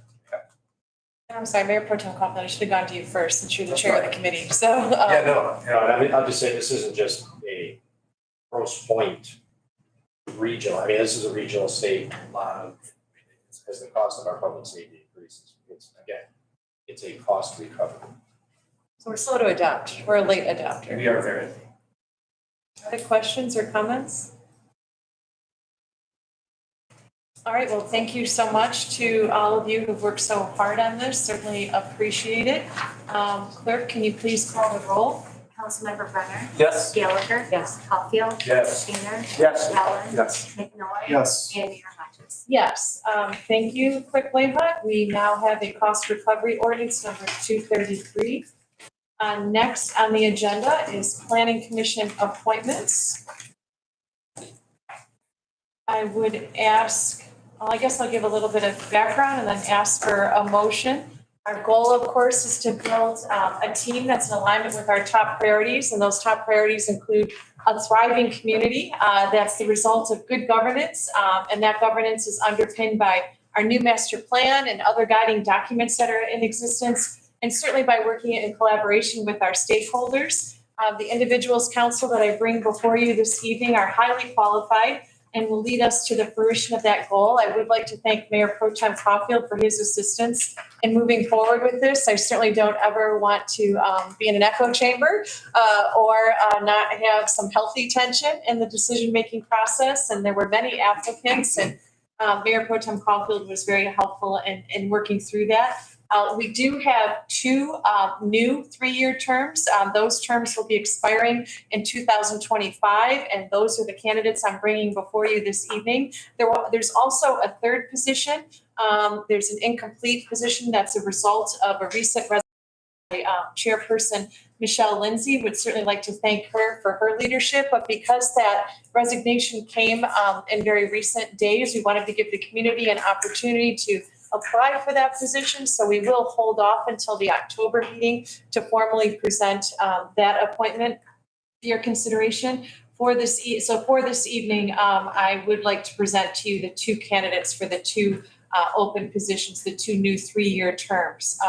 And just would very much like to thank not only Michelle Lindsay for her leadership, but also Amy Chesterton and Catherine Sampere for the time that they've spent navigating us through this very interesting time with our master planning process and the like. And it's we're very fortunate in this community to have a lot of great talent and great leadership, and they were part of that team. So motion that I would ask would be to appoint Mr. Jimmy Saros to a 3-year term expiring in September of 2025. And for the benefit of those here today, just to summarize his skill set, many of you probably know the name. He's a longtime leader in the real estate brokerage community. He's lived 21 years here in Grosse Pointe Park. His young family is heavily invested, and he's taking directly from his application a believer in this community, and he really feels that his real estate background will allow him to positively contribute to the community. I know in my discussions with administration too, because again, this is a team, you were looking for that skill set, that real estate background, so this helps check that box as well. So is there a motion to appoint Jimmy Saros to that 3-year term? So moved. Moved by Wiener, is there a second? I'll second. Seconded by Caulfield. Clerk, could you please call the roll? Discussion. I'm sorry, discussion, yes, thank you, Mr. Rowland. Yes, go ahead. Thank you, Mr. Mayor. Is there any other real estate agents on the planning commission right now? Did you say real estate agents? brokers. No, we have a construction, we have auditor, finance. No, I have no other real estate. No. No? Okay. And then is there conflicts of interest with owning property? Is there a recuse from certain votes? We did check on, go ahead, City Attorney Paula, if you could speak to that. Yeah, he would have to recuse himself most likely. I mean, we would look at it on a case-by-case basis, but anything involving his own property, of course, he would have to step away from that. And anything else where we were concerned that there was a conflict of interest, we would look at that and make a determination. And anything that there was a conflict, he would have to recuse himself. Thank you. Thank you. Any other questions on that? My apologies for skipping that very important step. All right, clerk, if you could please call the roll on Mr. Saros's appointment. Councilmember Brenner? Yes. Gallagher? Yes. Caulfield? Yes. Wiener? Yes. Rowland? Yes. McMillan? Yes. And Mayor Hodges? Yes, thank you for that, Mr. Saros. You, congratulations. I assume you, city manager, will be reaching out to these candidates to get them oriented. Okay, the second candidate that I bring before you, I'm actually quite excited. Very impressive, ideal skill set. Janet Atarian is a principal with the Smith Group. She's their senior mobility strategist and sustainable infrastructure specialist. I've had the chance to work with Janet in the past. She worked directly for Maurice Cox. Many of you who are in the know would know that he was internationally known, quite frankly, and worked for Mayor Duggan for a number of years. She was his deputy. She's also worked for the mayor of Chicago. So comes to us with quite an impressive skill set. If you look at her, I think it's probably an 800-page resume. There are quite a few awards and pieces of recognition that she brings to the table. So she will clearly be a very team if we are so fortunate to secure. With that, I would ask for a motion. Moved by Coffey. I'm sorry, seconded by Rowland. Clerk, any discussion? See, I'm a slow learner. Yes, discussion on this Atarian. Nothing? Impressive. All right, great. Keep me on my toes, please. Clerk Layhood. Councilmember Brenner? Yes. Gallagher? Yes. Caulfield? Yes. Wiener? Yes. Rowland? Yes. McMillan? Yes. And Mayor Hodges? Yes, we now have Ms. Atarian serving on our planning commission. Congratulations to both candidates, and thank you for your willingness to serve in these important roles. And thank you again, Mr. Caulfield and the team. Next item on the agenda is the donation policy. I would like to hand it off to Councilmember Vita. Would you like us to get the motion on the table first? Sorry, I don't want to interrupt. We need motion first. Yes, it's usually the best, and we can move into discussion. So is there a motion? So I'll make a motion to repeal the donor policy. Second. Second, okay, moved by Wiener, seconded by McMillan. Discussion, Councilmember Wiener. So first and foremost, I would like to say that I think the donor policy was put in place with the best possible intentions. However, our body, the duty of our body is that we need to focus on impact and results to the city and to the residents. And because of that, I think as it is constituted, I don't think the donor policy is serving the community well. A bit of history first. before it was put in place, none of the other gross points had such a donor policy in place. So again, it was not a best practice for our relative communities. As well, obviously, we have a wonderful donor community that's done so much for our city. But when this policy was drafted, the Grosse Pointe Park Foundation was never engaged in the process. So again, it was kind of a one-sided affair. Now, I'm not saying I'm opposed to the concept. In fact, I mean, I'd be open to donor policy down the road. But again, as it's constituted, in my view, and it's unfortunately impinging upon the function of the city. If you take a look in the last few months, we've been blessed with a number of opportunities and donations put forward. And each time we're sitting here waiving the policy. So in effect, it's not really being utilized effectively. And the reason this was precipitated, in my view, as in the chair for the infrastructure committee, we were given a great opportunity with the Grosse Pointe Park Foundation. They engaged with us because of the flooding of last year. They were very anxious to work with us and try to support the city in some of our efforts. And unfortunately, the donor policy, as was constituted, what we ended up purchasing is time-sensitive equipment.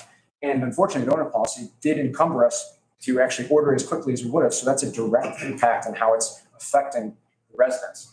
Again, like I said, I'm open to something down the road, but I think we need to have a donor policy that's more effective because, again, we need to have something that works for the residents. And then as it's constituted, I don't think this policy is working well.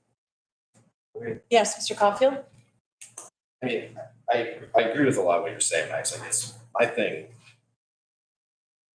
I think we need to look at, instead of policy, the word itself as a procedure. And I mean, obviously, someone comes in and wants to make a great donation. We need to make sure that the city is vetting this out to make sure that it's not incumbent on additional tax dollars to fund these long-term projects or whatever it is.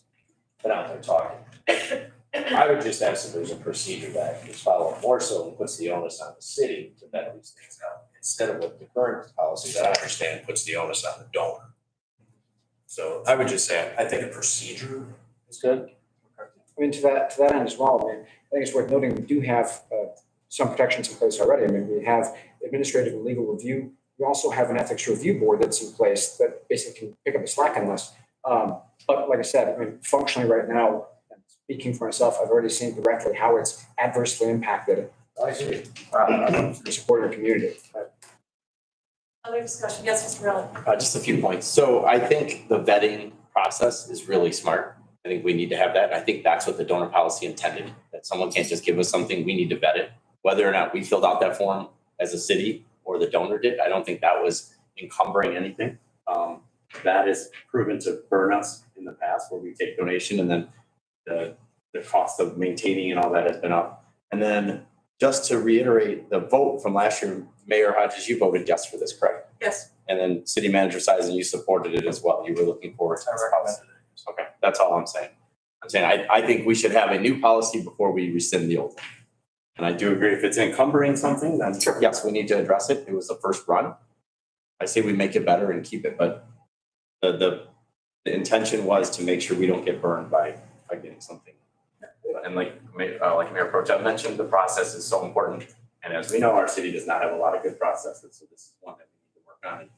It should be pretty straightforward. Go ahead. Well, I'd like to say thank you to the donors that we have, Mr. Paul Lavins and Dr. Klosky. Klosky, I can never say it. Thank you. It's a difficult mouthful, but they've made so many donations to us. The Lavin Center, we have, the Hutton Ice Rink, among many others. And our community would not be the magnificent community it is without the donations of these folks.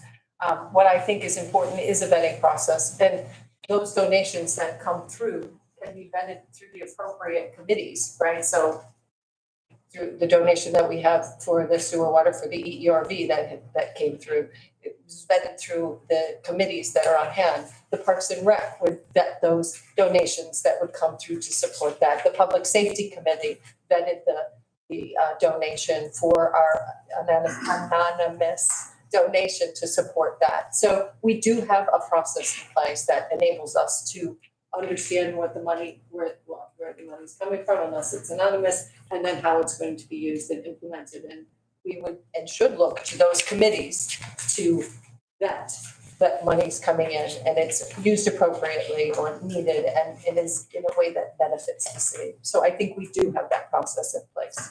A written process is what I meant. Verbal process is not how we should operate moving forward. Again, that's burned us so many times and we're coming back here with our new city manager implementing new processes and writing them down. So that's all I was saying. I agree with it. We should go to committee. That's a great I think idea. that's what I was kind of saying is like, the onus should be, in my opinion, on the administration to go through the vetting process, to come to us to say, hey, this is what it is. I guess my only other additional question, we need to look at the amount. Or is, what is it, now it's saying something about. It was, city manager could approve up to 25,000, anything above goes to city council. Per the current policy. For the count, but if we revoke this, okay, all right, that's something for a pop-up procedure down the road, okay. All right. So I think it's important to know, this, yes, I did vote for it, because I am all for, good policy, and it was well intended, it was a good experiment, but now that we've lived with it for a year or two, and we've seen it in practice, we're realizing it's not working like we intended. And I certainly wouldn't want anybody to leave this room thinking now we're gonna be reckless, and it's lackadaisical, and there's no oversight. Where that oversight belongs is with the city management. So what we're doing is empowering city management to lead this and make sure we have those checks and balances, that we can continue to improve our quality of life and work in partnership with these wonderful partners that have absolutely added to the quality of life here. They are truly angels among us. I know my experience has been they are not giving to get any kind of celebratory, they're truly giving to give and make our community better. So there will be professional oversight. I think some of the encumbrances that we've seen, which had already been identified, the processes have been slowed. And another example would be the vest. We wanted to have the vest in time for school year to start. So that was important, and we just need to have that flexibility so that the administration can make those things happen. And then trust. I think the way it all happened really sent a bad message to our fellow residents, our wonderfully philanthropic residents. So we have to rebuild that trust and make sure that we're always in partnership with them. And then I think a real practical reality too is we're protecting the general fund for other things. Many of these assets, if we were going to have them at all, would have to come out of the general fund. Now that general fund is protected for other items like infrastructure and the like. So I don't want that to be lost either. So to sum it up, I think the real benefits are, one, we streamline government by creating efficiencies. We don't need the city council to be part of that. It can be the management team. So there will be policy dictated by you, city manager. We empower the administration to do that. We honor our partners, and most importantly, we send them the sign of respect that they deserve and have earned. And we work in partnership with them to continue to grow our tax base and make Grosse Pointe Park a community of choice. And something just to comment to Mr. Caulfield and Mr. Rand's point too is, I think maybe a procedure, something that, puts the onus on the administration, at least if we have for record keeping purposes, so that we can always go back to and work with that individual or that entity, for down the road. And obviously having, from my standpoint, having an oversight of a committee, obviously, so you guys are best to tell me, is this going to be the right donation for the city? So, I'll look for your oversight and guidance too. That's what we needed to do. I got one more thing, I'm sorry. Yes. So that donor policy was never intended to disrespect the donors. That's a misunderstanding. This was just to cover our butts if something went backwards, to vet it, to fully vet these processes. And I know you appreciated that too, Nick. So to say that it was to disrespect the donors, I think it's disingenuous. I think everyone in our town is very thankful for our donors and what they've given us. But I just wanted to think that. Whether or not that was intended, that was the impact that it had. So, and It's same with, still, our residents are number one. So that's who I'm worried about. And we continue to professionalize. So I think we do have solid processes in place, and we know we have an award-winning city manager actually. So, all right. Is there any other discussion? If not, I would ask that we call the question. All right. The motion on the table is to Rescind the donor policy. Yes, I know basically what it is, but I'm trying to get it right. Here we go. To revoke the donor policy adopted by City Council in January of 2021. The motion was made by Councilmember Wiener and seconded by Councilmember McMillan. Clerk, can you please call the roll? Councilmember Brenner? Yep. Gallagher? Yes. Caulfield? Yes. Wiener? Yes. Spelling? No. McMillan, Yes. and Mayor. Yes, motion carries. The donor policy has been revoked. Thank you all. Next item on the agenda is the city attorney review. Councilmember Gallagher, would you like to lead us in this discussion? Or would you like to get a motion on the table first? A motion on the table, yes, please. All right, would you like to make it? The motion would be to authorize the city manager to enter into contract negotiations with the Kelly firm and to bring a draft of said contract to the October meeting. Oh, I was just gonna ask, Nick, you've done such a great job in preparing, so go ahead. Sure. Yes, go ahead. You did such a great job preparing. I was grading it for you and the personnel committee, yeah, okay. All right, so, let's just summarize, publicly posted an RFP for city attorney services, back in January. City, received and reviewed 8 sponsors, personnel committee completed this work, assisted by a volunteer park resident, who had municipal attorney experience, factors used to identify these firms, interview including adherence to proposal guidelines within the RFP, number of assigned attorneys, the fees, and the firm's current municipal clients. 4 firms were identified by the personnel committee and interviews were held by them. In the end, the committee unanimously voted to recommend that the Kelly firm be considered by the city council to serve as the city attorney. A timeline of the personnel committee's activities is as follows. I don't need to go through all, but you can see the timeline that the personnel committee met, the processes they went through. If this council approves the transition and pending the contract for services, the Kelly firm could start services in November or December this year. And the city administration would work with Bodman and with Mr. Howlett on that transition. And they have assured us as well that they would work with us, and we've already been on this discussion. So thank you, Mr. Howlett. The financial impact, so as of right now, we wouldn't know until we have that negotiated contract in front of us for that new contract. However, the city currently right now is paying a retainer of $70,000 for city attorney services, $50,000 for prosecution for this fiscal year. And then that's about it. And I know Councilmember Gallagher, Councilmember Benner, and Mayor Hodges very involved, and the administration simply assisted in those processes, and they worked hard. Anything to add, council members on that? No, I think that's summarized. Pretty good summary. Good. Summarized as well. Question amongst our other colleagues?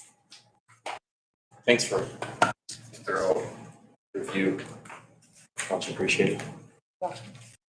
All right, we do have a motion on the table. And that motion, of course, again, is to authorize the city manager to enter into contract negotiations with the Kelly firm and to bring a draft of said contract to the October meeting. Clerk, can you please call the roll? Councilmember Brenner, Yes. Gallagher, Yes. Caulfield, Yes. Wiener, Yes. Mellon, Yes. McMillan, Yes. and Mayor Hodges. Yes. Motion carries. The manager, you are authorized to move forward. And with that, Mr. Jake Howlett, I would like to thank you for being a pro, to thank It's like you being at your for. own funeral. Oh, no, it's not. And, and that's why all of you are probably like, holy cow, Jake is sitting right there. This is awkward. But It does, that's why I made the joke. It should not be. exactly. That's the point I wanted to make too. And just really wanted to thank you sincerely for serving so well and for believing in this community. You and Eric Michelle are an excellent representation and reason why Bodman is a sterling law firm, not just here in Michigan, but elsewhere. And as we discussed when Mayor Pro Tem Caulfield and I met with you and your managing partner, Carrie Leahy, this decision has nothing to do with the quality of your work at all. And this community needs to understand that. Rather, what became clear during the process was that we had an opportunity to save taxpayers some dollars and to work with a firm who's uniquely qualified from a municipal standpoint. So I know you understand and support this decision, and I'm grateful for your professionalism. 75 years is a long time, and that tradition means something. And we look forward to honoring that service at a future meeting, and really are happy that now Jake can go to Kroger or to the Little League game and just be Jake, right?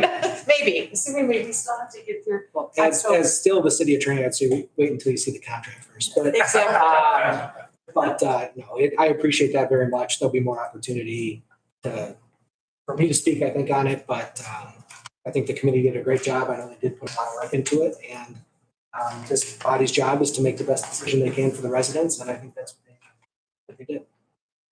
Thank you very much for that. But don't we have a motion on the table? I was worried about that. Okay. But I wasn't gonna say anything. All right, so we need a mover and a seconder, not a shaker.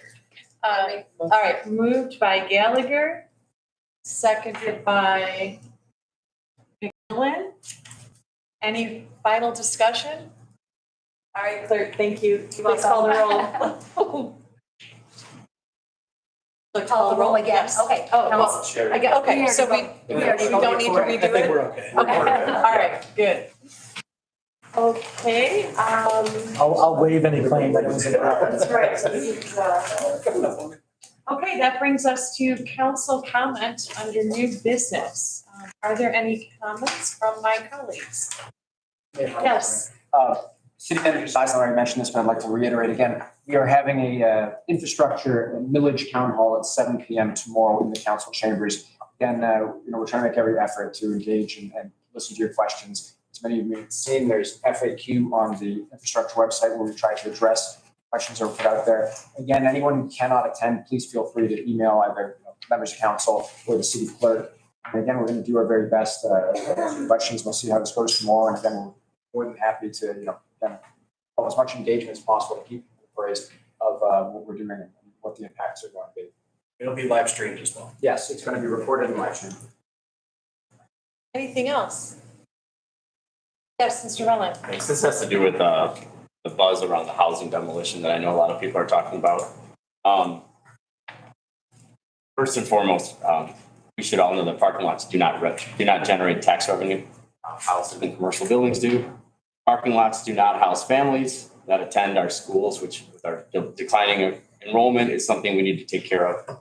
I don't think other peer communities are looking to build more parking lots continuously. It sounds like every month we're building another parking lot. We pride ourselves on being a walkable community. And we also tout that we're a great place to raise a family. Having houses available for families is very important. There's clearly a pattern developing over time. Multifamily and single family houses purchased by either us, the city of GPP, or a developer to be held and eventually demolished for parking lots. They seem to be intentionally allowed to deteriorate over the years and appear blighted. Many houses have already been demolished for parking. We all see those behind Atwater and behind Park Krill. 6 more are planned for demolition pending rezoning approvals. What happens if those aren't approved, those rezoning applications? So I'll answer it in 2 parts. So they're publicly on October 6th, the commission is meeting for a rezoning of what is the RD residential to a P1 parking district, which is within our current zoning here. So the planning commission will hear comment. They will review site plan from the developer, and then they will make a city attorney, correct me, a vote or I make a recommendation. Thank you. That then be forwarded then to this city council. That as right now is, as we understand, is 4 homes directly behind the brine. So that's, I think the addresses I just had, I apologize, but 1213, 1217 Maryland, and 1212, 1214 Wayburn. And then for the homes, I'm sorry, I lost my train of thought. You said the other homes too, is that Wayburn or? Yeah, there's houses out there. Okay, so same thing, developer is gonna have to go through a process, that they have to go through planning commission. So as of right now, with those homes, they have to provide an abatement report that goes to our building official. He reviews it, and then they also have to file a demolition permit, and so that's part of the process. But then going through the planning commission for comment and then going to city council. So you have a couple levels of, accountability, and frankly, the developer too, it could be at risk that the planning commission and or city council may not recommend said project. So, that's something that we have too. So I think that's the answer to your question, right, Councilmember Rollins? The process. Yes, there is the danger. They are taking the risk that they don't get the approval that they would like. Okay.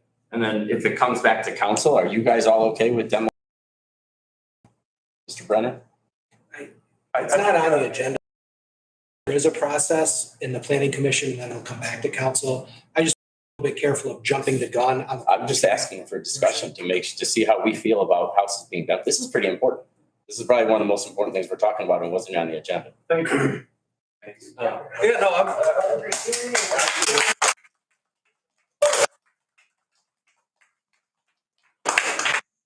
yeah, actually, like I agree. I hate losing homes for parking.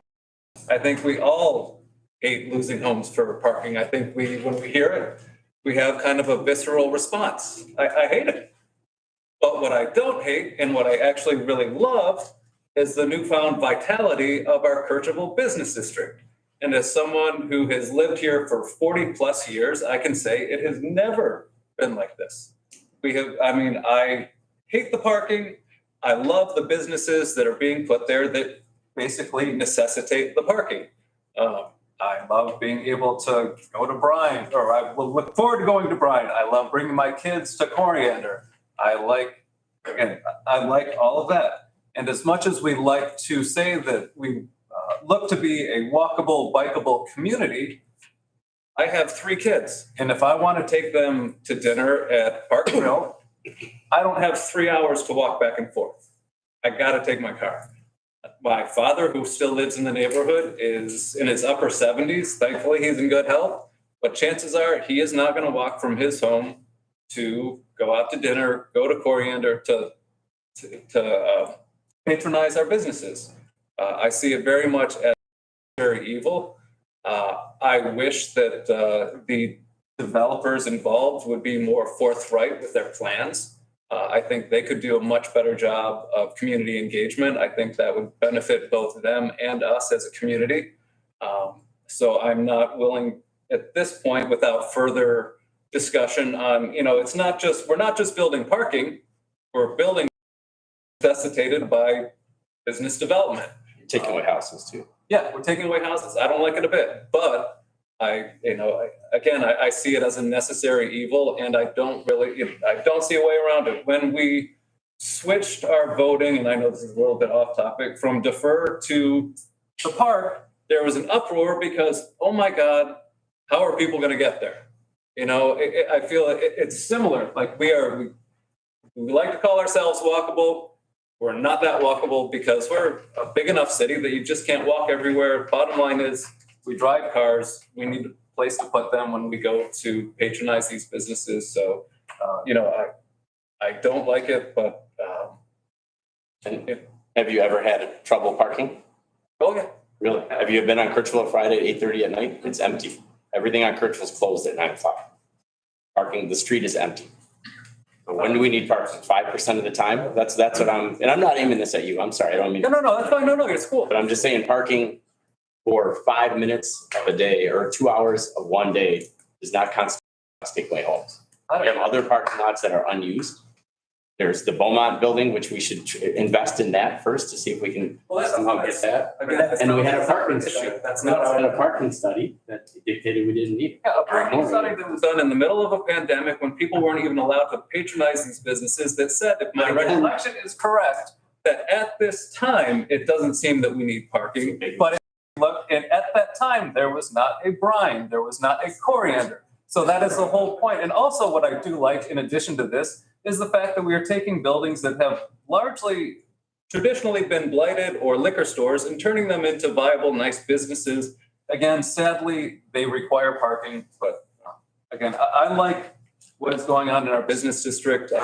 It is bringing vitality. It is also bringing jobs to the area. So again, I hate demoing homes, but until I'm faced with a better option, I don't know what else. Thank you, Mr. Brenner. So knocking down houses for parking is okay. Councilmember Gallagher, have you ever been there on the weekend on Kirchville? Yes, I have. Okay, and you had trouble parking? Sometimes, yeah, it depends on what's going on down there. Sometimes no, sometimes yes. Okay, so I'm there on the weekends a lot, coming back from either Charlevoix or just taking a ride around, and we've been analyzing it. Friday, Saturday nights when you think it's busy, Kirchville's dead. Nothing's open. Rick's closes at 8:30 or 9 o'clock. Red Crown has people that mostly walk there, which is good. But Churchville is empty. So on the busiest times when you think we need parking, we don't need parking. And it's evident just by walking there and looking. And it's a shame that we're going backwards by taking housing down when we can't even pay for our own grass cutting right now. We're paying $1,500 for someone else because we have to find the money for that, when these tax revenues would easily build up on that and help us with our budgets. Residents have been asking a lot of questions, like, why are these being demolished? Will new homes be built? Will they become parking lots? I didn't buy this house with the intention of living next to parking lots.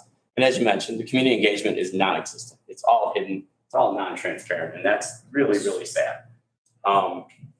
We don't know what the intention of the developer is other than a parking lot right now. And who is the developer? Will the parking lot be a private parking lot, or will it be owned by GPP?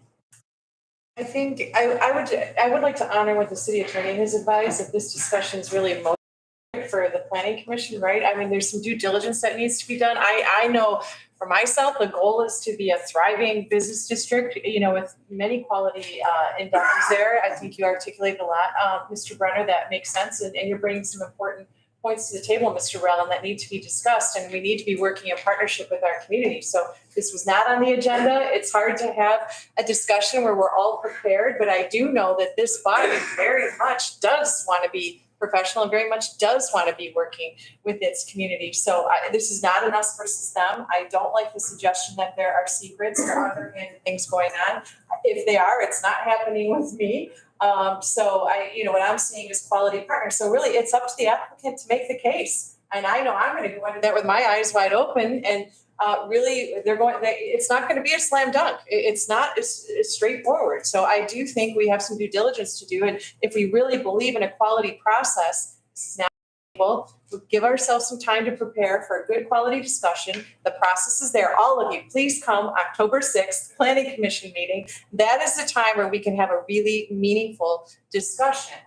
So that is my suggestion. And again, I think these are all great thoughts that need to be on the table. But for now, if we're really going to honor that process, we should probably stop now. I can digress on that. I just have another question about parking lots. So Sure. we have the parking lot behind Atwater and Park Grill, which is the mound, correct? And then there's that grassy knoll next to it. You know what the plans are for that? You mentioned the other gravel pit is going to be paved.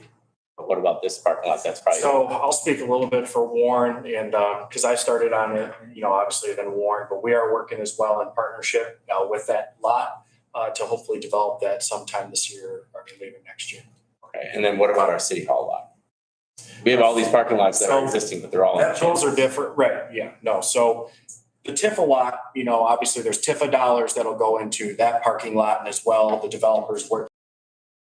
We've gone through some value engineering, costs are higher, but we're actually working on some elements of green infrastructure that can be put into there. I mean, because it's something that I've talked about, especially for this lot, and others that we really need to look at for future parking, within Grosse Pointe Park. So that's been something we've communicated to them. Obviously, we have Tifa will help with some, they'll help as well. And then, budgets, we go down a little bit. So that will be publicly presented, that development. In regards to the city hall lot, we looked at, okay, we have, Councilman Raylan, other members of council within the last couple of years, we really heard a cry for alleys. Alleys were the number one thing we had to address that hadn't been done in so many years. You are absolutely right. The city hall lot needs to be done. But for this budget this year, we said, let's do the alleys, keep going with that. And then the next budget, let's try and see if we can tackle, because you're right. I mean, besides the alleys, like if we just a premise lot, it is this city hall lot. Before that, it was Patterson. Patterson was in pretty rough shape too. And then finally got that one done. So the next big city parking. Yeah. So you got to understand, residents are asking that, saying we have existing parking lots, they're crap. Why are we pursuing new or letting other people put in new parking lots? How long are they going to take to? So that's my point. I'm hearing this from not just 5 residents, not just 10. Hundreds of people are coming out and saying we're getting more parking lots. That's great. I'm done with parking. I'm moving on to another point. 3 commercial properties and 1 other house on Alter were purchased by the city of GPP on a land contract in 2016. All these were monthly payments below the council approval threshold of $5,000. In total, over $600,000. So we went through this with the Pitters process and property again.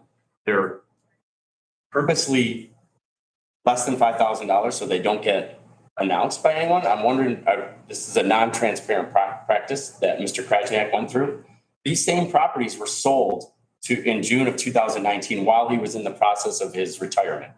I didn't see anything in any minutes that approved us to sell these properties, nor were they ever advertised as being for sale to get the highest bid. So I'm wondering how we go through an inquiry to determine if this was legally done or if it was in the law. Could you tell me when the date was that was bought? They were sold by GPP in June of 2019, June or July of 2019. And then when were they bought? 2016, it says on the land contract. Was that by the Grosse Pointe Park City Council, or did it say Grosse Pointe GPP, Park? yeah, city of GPP. Do you know what his address was by chance? Probably 1211 Wayburn, 1215 Wayburn. Sorry, can you say that again? 1211 Wayburn, 1215 Wayburn. And then I'll get the commercial properties. I can email those to you. Yeah, I don't have any information. No, I didn't have to down information right off the bat. Last time we did it, so I was just trying to, but all of those were signed by former city manager Krajniak 1 month after he announced his retirement. So I didn't see any approval by city council, which makes those illegal. And I'm looking to do an inquiry on that. How much were they sold for? You said under 5,000? They were bought for $600,000, but they were land contract for less than $5,000 monthly payment. So they weren't brought in front of council for approval. I'm only asking this just so I can go back and I can call you tomorrow. We can talk more details that I have. Yeah, and that's what I'd recommend. Questions like this are, we need to understand what's happened and. Yeah, the public needs to know why are we in such a debt? We've had answers for tonight. Yeah, another reason we're short on money though. That's all I have for that. My last thing is we started the first Grosse Pointe Park men's basketball league. Over 30, we had 23 or 24 people register. We had about 20 people come last Wednesday at the first one.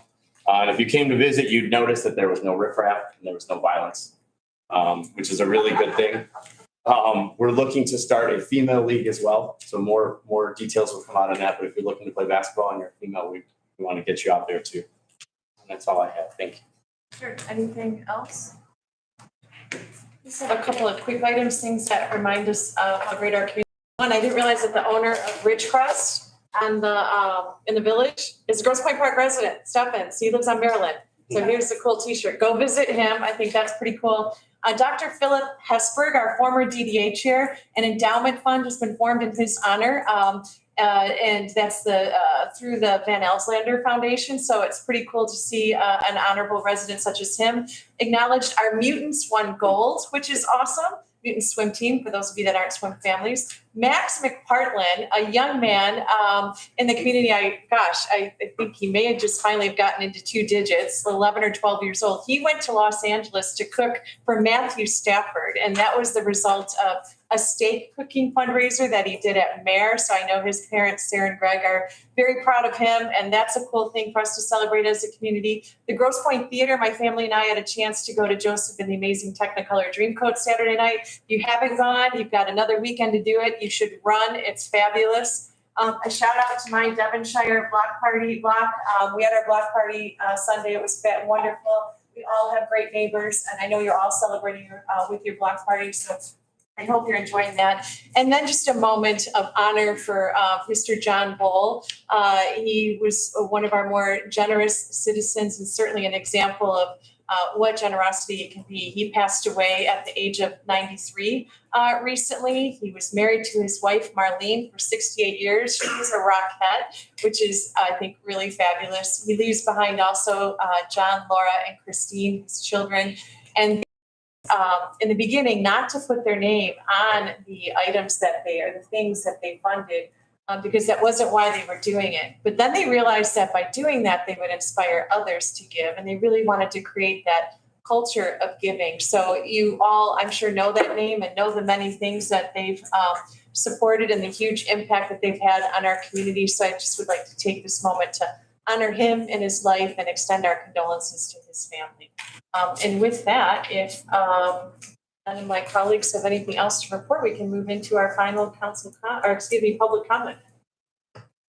All right, we're back to the final public comment of the evening. You now have the opportunity to speak on any topic of note. We would just again remind you that you have 3 minutes. ask that you approach the podium, share your name and your street with us, and we'll hear what you have to say. It's generally not intended to be a back and forth. It's our opportunity to hear from you. If there is something quick we can do from a customer service standpoint within your 3 minutes, we will do that. If not, we'll make sure you get to the people who can help you. So with that, who would like to speak this evening? Mr. Bivings, welcome.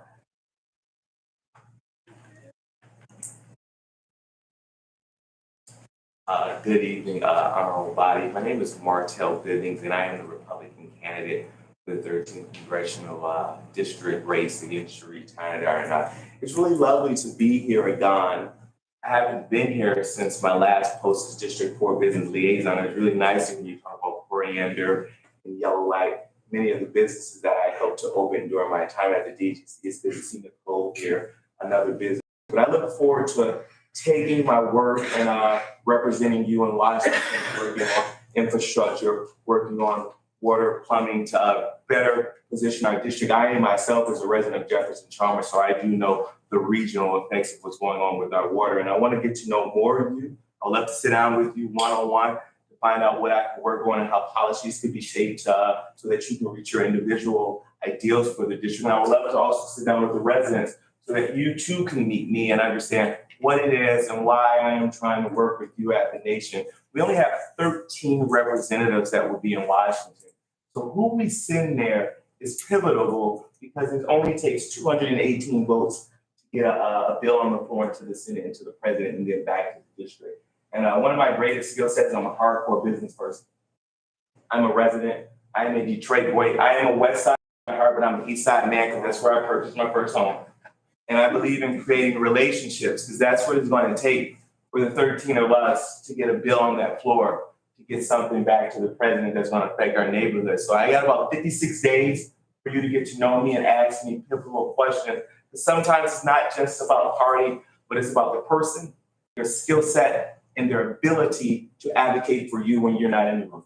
So again, my name is Martell Bivings. Thank you for the time.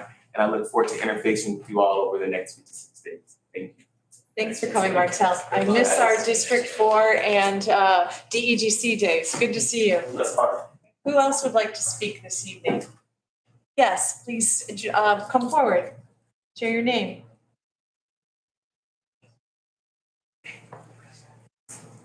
Good evening. My name's Gwen Wonder and I live on Lake Point. I guess my big concern is it's kind of a public safety concern. I walk 3 to 5 miles daily. And I've noticed, and not only myself, but I've seen joggers, bikers, and I've had discussions with other people about how people don't stop for stop signs. I came, I don't know, hairs away from being hit by a car. Sunday I was out walking and coming down Verner near Audubon area, there was a car coming down Verner. There was a car coming this way. That car never stopped. I don't know how the other car missed. And there was 2 other people there as well, and they kept saying, no, this happens all the time. You know, you can't walk your dogs, kids are on bikes, and people just are not stopping. So I'm not sure if this is the right forum to bring it up in, but I express a big concern. It is a big safety concern. Thank you, Ms. Wonder. You're not alone. You see our chief right here. Chief, you'll follow up with Ms. Wonder, please. Great, thank you. Who else would like to speak this evening? Welcome, Jay. Jay Verlinden, 1156 Wayburn. So I'm talking about the raising of the houses on Wayburn and Maryland. And I think it's contrary to the master plan. The master plan does not call for the use of those homes on Wayburn or Maryland to be commercial or parking lots. And I think raising them is contrary to the master plan and its inverse condemnation of my property. If it's approved, I'll be contacting my attorney as this will directly impact the ability for me to sell my house at fair market value. Thank you. Thank you.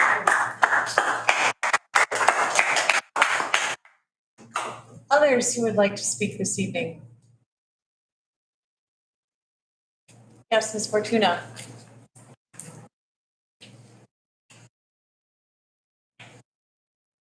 Hi, I'm Betsy Fortuna at 14 Tom Graydon. not to beat a dead horse, but I don't like the parking lot idea either. If it is gonna happen, at least make it so they're impermeable, whatever, the one that's better for the environment. Impermeable. And 10 years ago, the city was forthright about wanting to shrink the housing stock. Now they know, you all know that you can't say that, and it's a continuation of a long-standing process of getting rid of more affordable housing for people to live in. I think that's the hidden agenda, or it has been in the past, or it is by some of the donors, and I don't like it at all. So I guess that's all. Thank you. Again, please come on October 6th. Yes, Mr. Donnelly.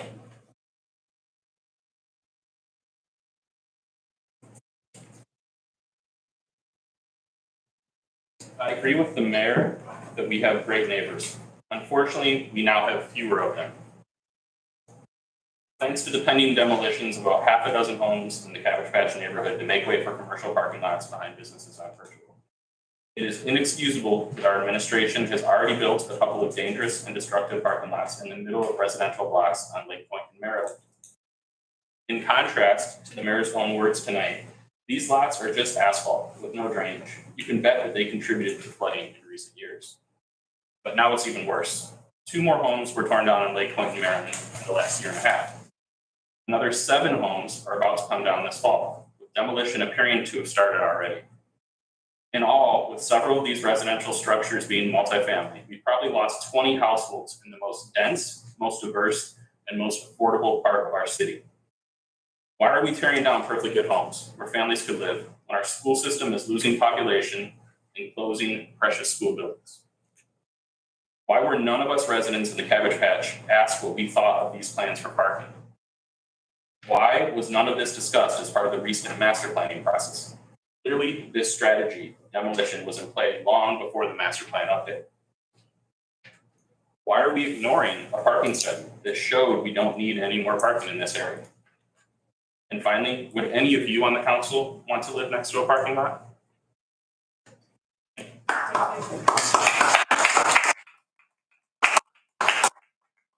Anybody else? Mr. Fortuna? Mike Fortuna again. I want to speak to the parking issue and the tearing down of houses again, and to Mr. Brenner's argument that it's a necessary evil. I don't think it is. I think I've lived in Royal Oak. I've lived in a city that has serious congestion, serious parking issues. You have to drive many blocks to park in a structure. If we're going to try to be the little Royal Oak, we don't have the scale for that. We don't have that many businesses. Our city is walkable now. It was walkable before they started putting all these businesses in. I personally miss having a grocery store and a party store and, a few more houses and a few less fancy restaurants, but that's just me.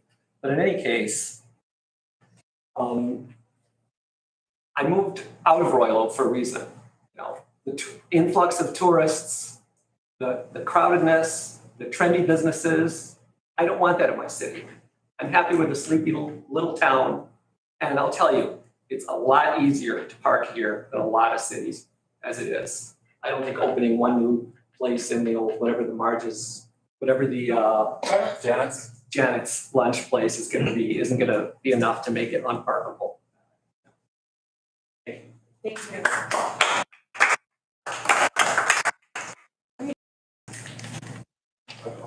Yes. Brent Drever, I live 1400 block in Nottingham. I think Vic has asked a very great question. He said, what happens if the zoning approval doesn't happen? And I don't think we really got that. What happens to those houses? Because as I see it, the planning commission is going to meet in the beginning of October, but substantively, the work has already begun. Those houses look like crap. Have you been by them?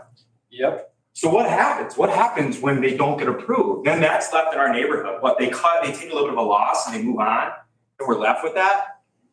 So am I to understand that if it hasn't been approved, but this is starting and it's blighted, you'd see some sort of violation on these houses, but there aren't. There'd be TROs being filed, but there aren't, because it is happening. And that's why people are here now and are pissed, because we know we can't wait till October because it's already happening. We show up to things and we participate. I came and put all the stupid stickers all over the boards a year or two ago where we talked about all the things we wanted. We looked at the parking studies and we don't need. I've done parking studies before. I've built traffic plans before. It's a joke. I understand that businesses that are suffering a little bit might want to point to saying, well, if I just had better parking, fine. But I can go by and I can look at it and I can count it because I live in the Cabbage Patch and I see it. We don't need the parking. And when we do get to a point we need parking, make people pony up a little bit and build a structure so we can have the density. Because I moved here in 2015 because I wanted this. I didn't move here in 2015 because I thought, you know what's going to be great? They're going to tear down a bunch of houses. We're going to have parking lots. It's not why I'm here. I'm here because it was walkable, because we don't have flat lots, because it's not Sterling Heights. That's why I'm here. So if we're going to have these things and we show up and we invest our time, and we put the stickers on the board, and we say the things we want, but then we walk down the street and we see things getting torn down that didn't already have approval yet or don't have permits yet, and then we're told, hey, this is already happening, but come to a meeting next month to talk about whether it's allowed to happen? Of course everybody's pissed. Of course we're going to talk out of turn at these meetings because by the time we get to talk, it's already done. It's a joke.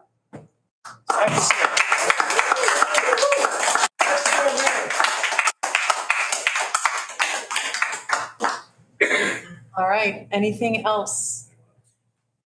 Yes, Yes. Michael Muskakis, I'm a resident on Wayburn. Grew up on Maryland, lifelong Grosse Pointer, lived on Trombley, lived on Harcourt, moved here from Greece, 6 years old. My parents came here with almost nothing because they heard that Grosse Pointe was a place to go to for grade schools. And as we see, that narrative has changed slightly over the years. In my 30 plus years at Grosse Pointe Park, I've had many visitors, and not once have I heard, it's just too hard to park there. Can't go in. We talk about walkability. I used to live in New York 7 years. It was a relief not having a car, not parking anywhere. It forced people to move a little more, and God knows this state could use that. So I urge you, again, I can't follow what was just said. I cannot top that. Please listen to your residents before we get too far into this process. We do not need more parking lots, I assure you. Thank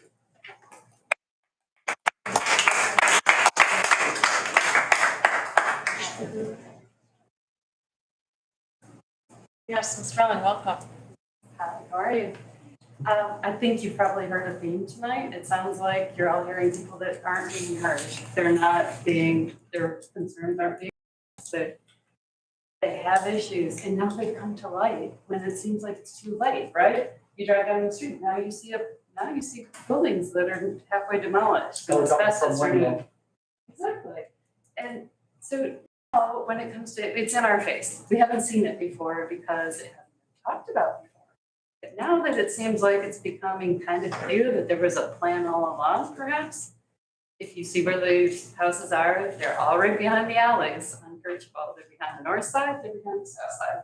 The city bought some of them and developed some of them, and now a developer. Now they're buying them and developing them. It seems like a plan. Did the city have a plan? Is this the implementation of a long thought out plan that wasn't shared? That's my question. And why wasn't it shared? And will it be shared? And is this extraordinary amount of parking needed? It sounds like it isn't from the people who live there. Is it needed for something else that's yet to come that we haven't heard about? That's what I want to know. So will there be a conversation about that? Will that be an agenda item? Will that be a planning commission meeting? That's what I want to know. Because it seems like the entire block of Kirchhoff from Wayburn to Alter has been purchased. So kind of leads me to think something's happening. It'd be nice to know. I'm just the wife though, so what do I know?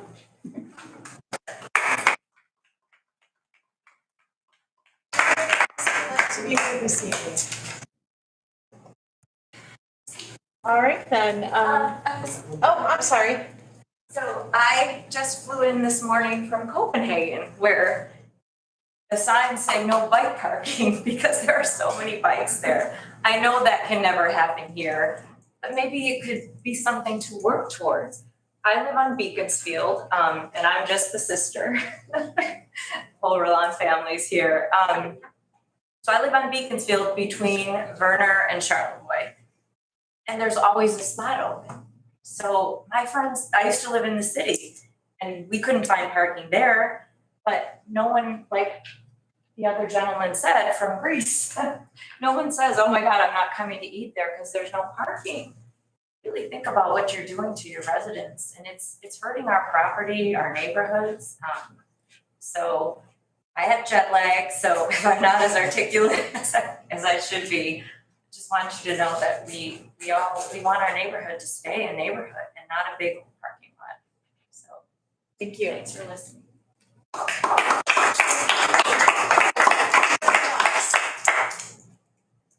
All right, council members, a motion to adjourn. So moved. Moved by Rellum, is there a second? Second. Seconded by Caulfield to adjourn at 9:05. Clerk, can you please call the roll? Councilmember Brenner, Oh, yes, sorry. Gallagher, Yes. Caulfield, Yes. Mayor. Yes. Yes. Yes. All right.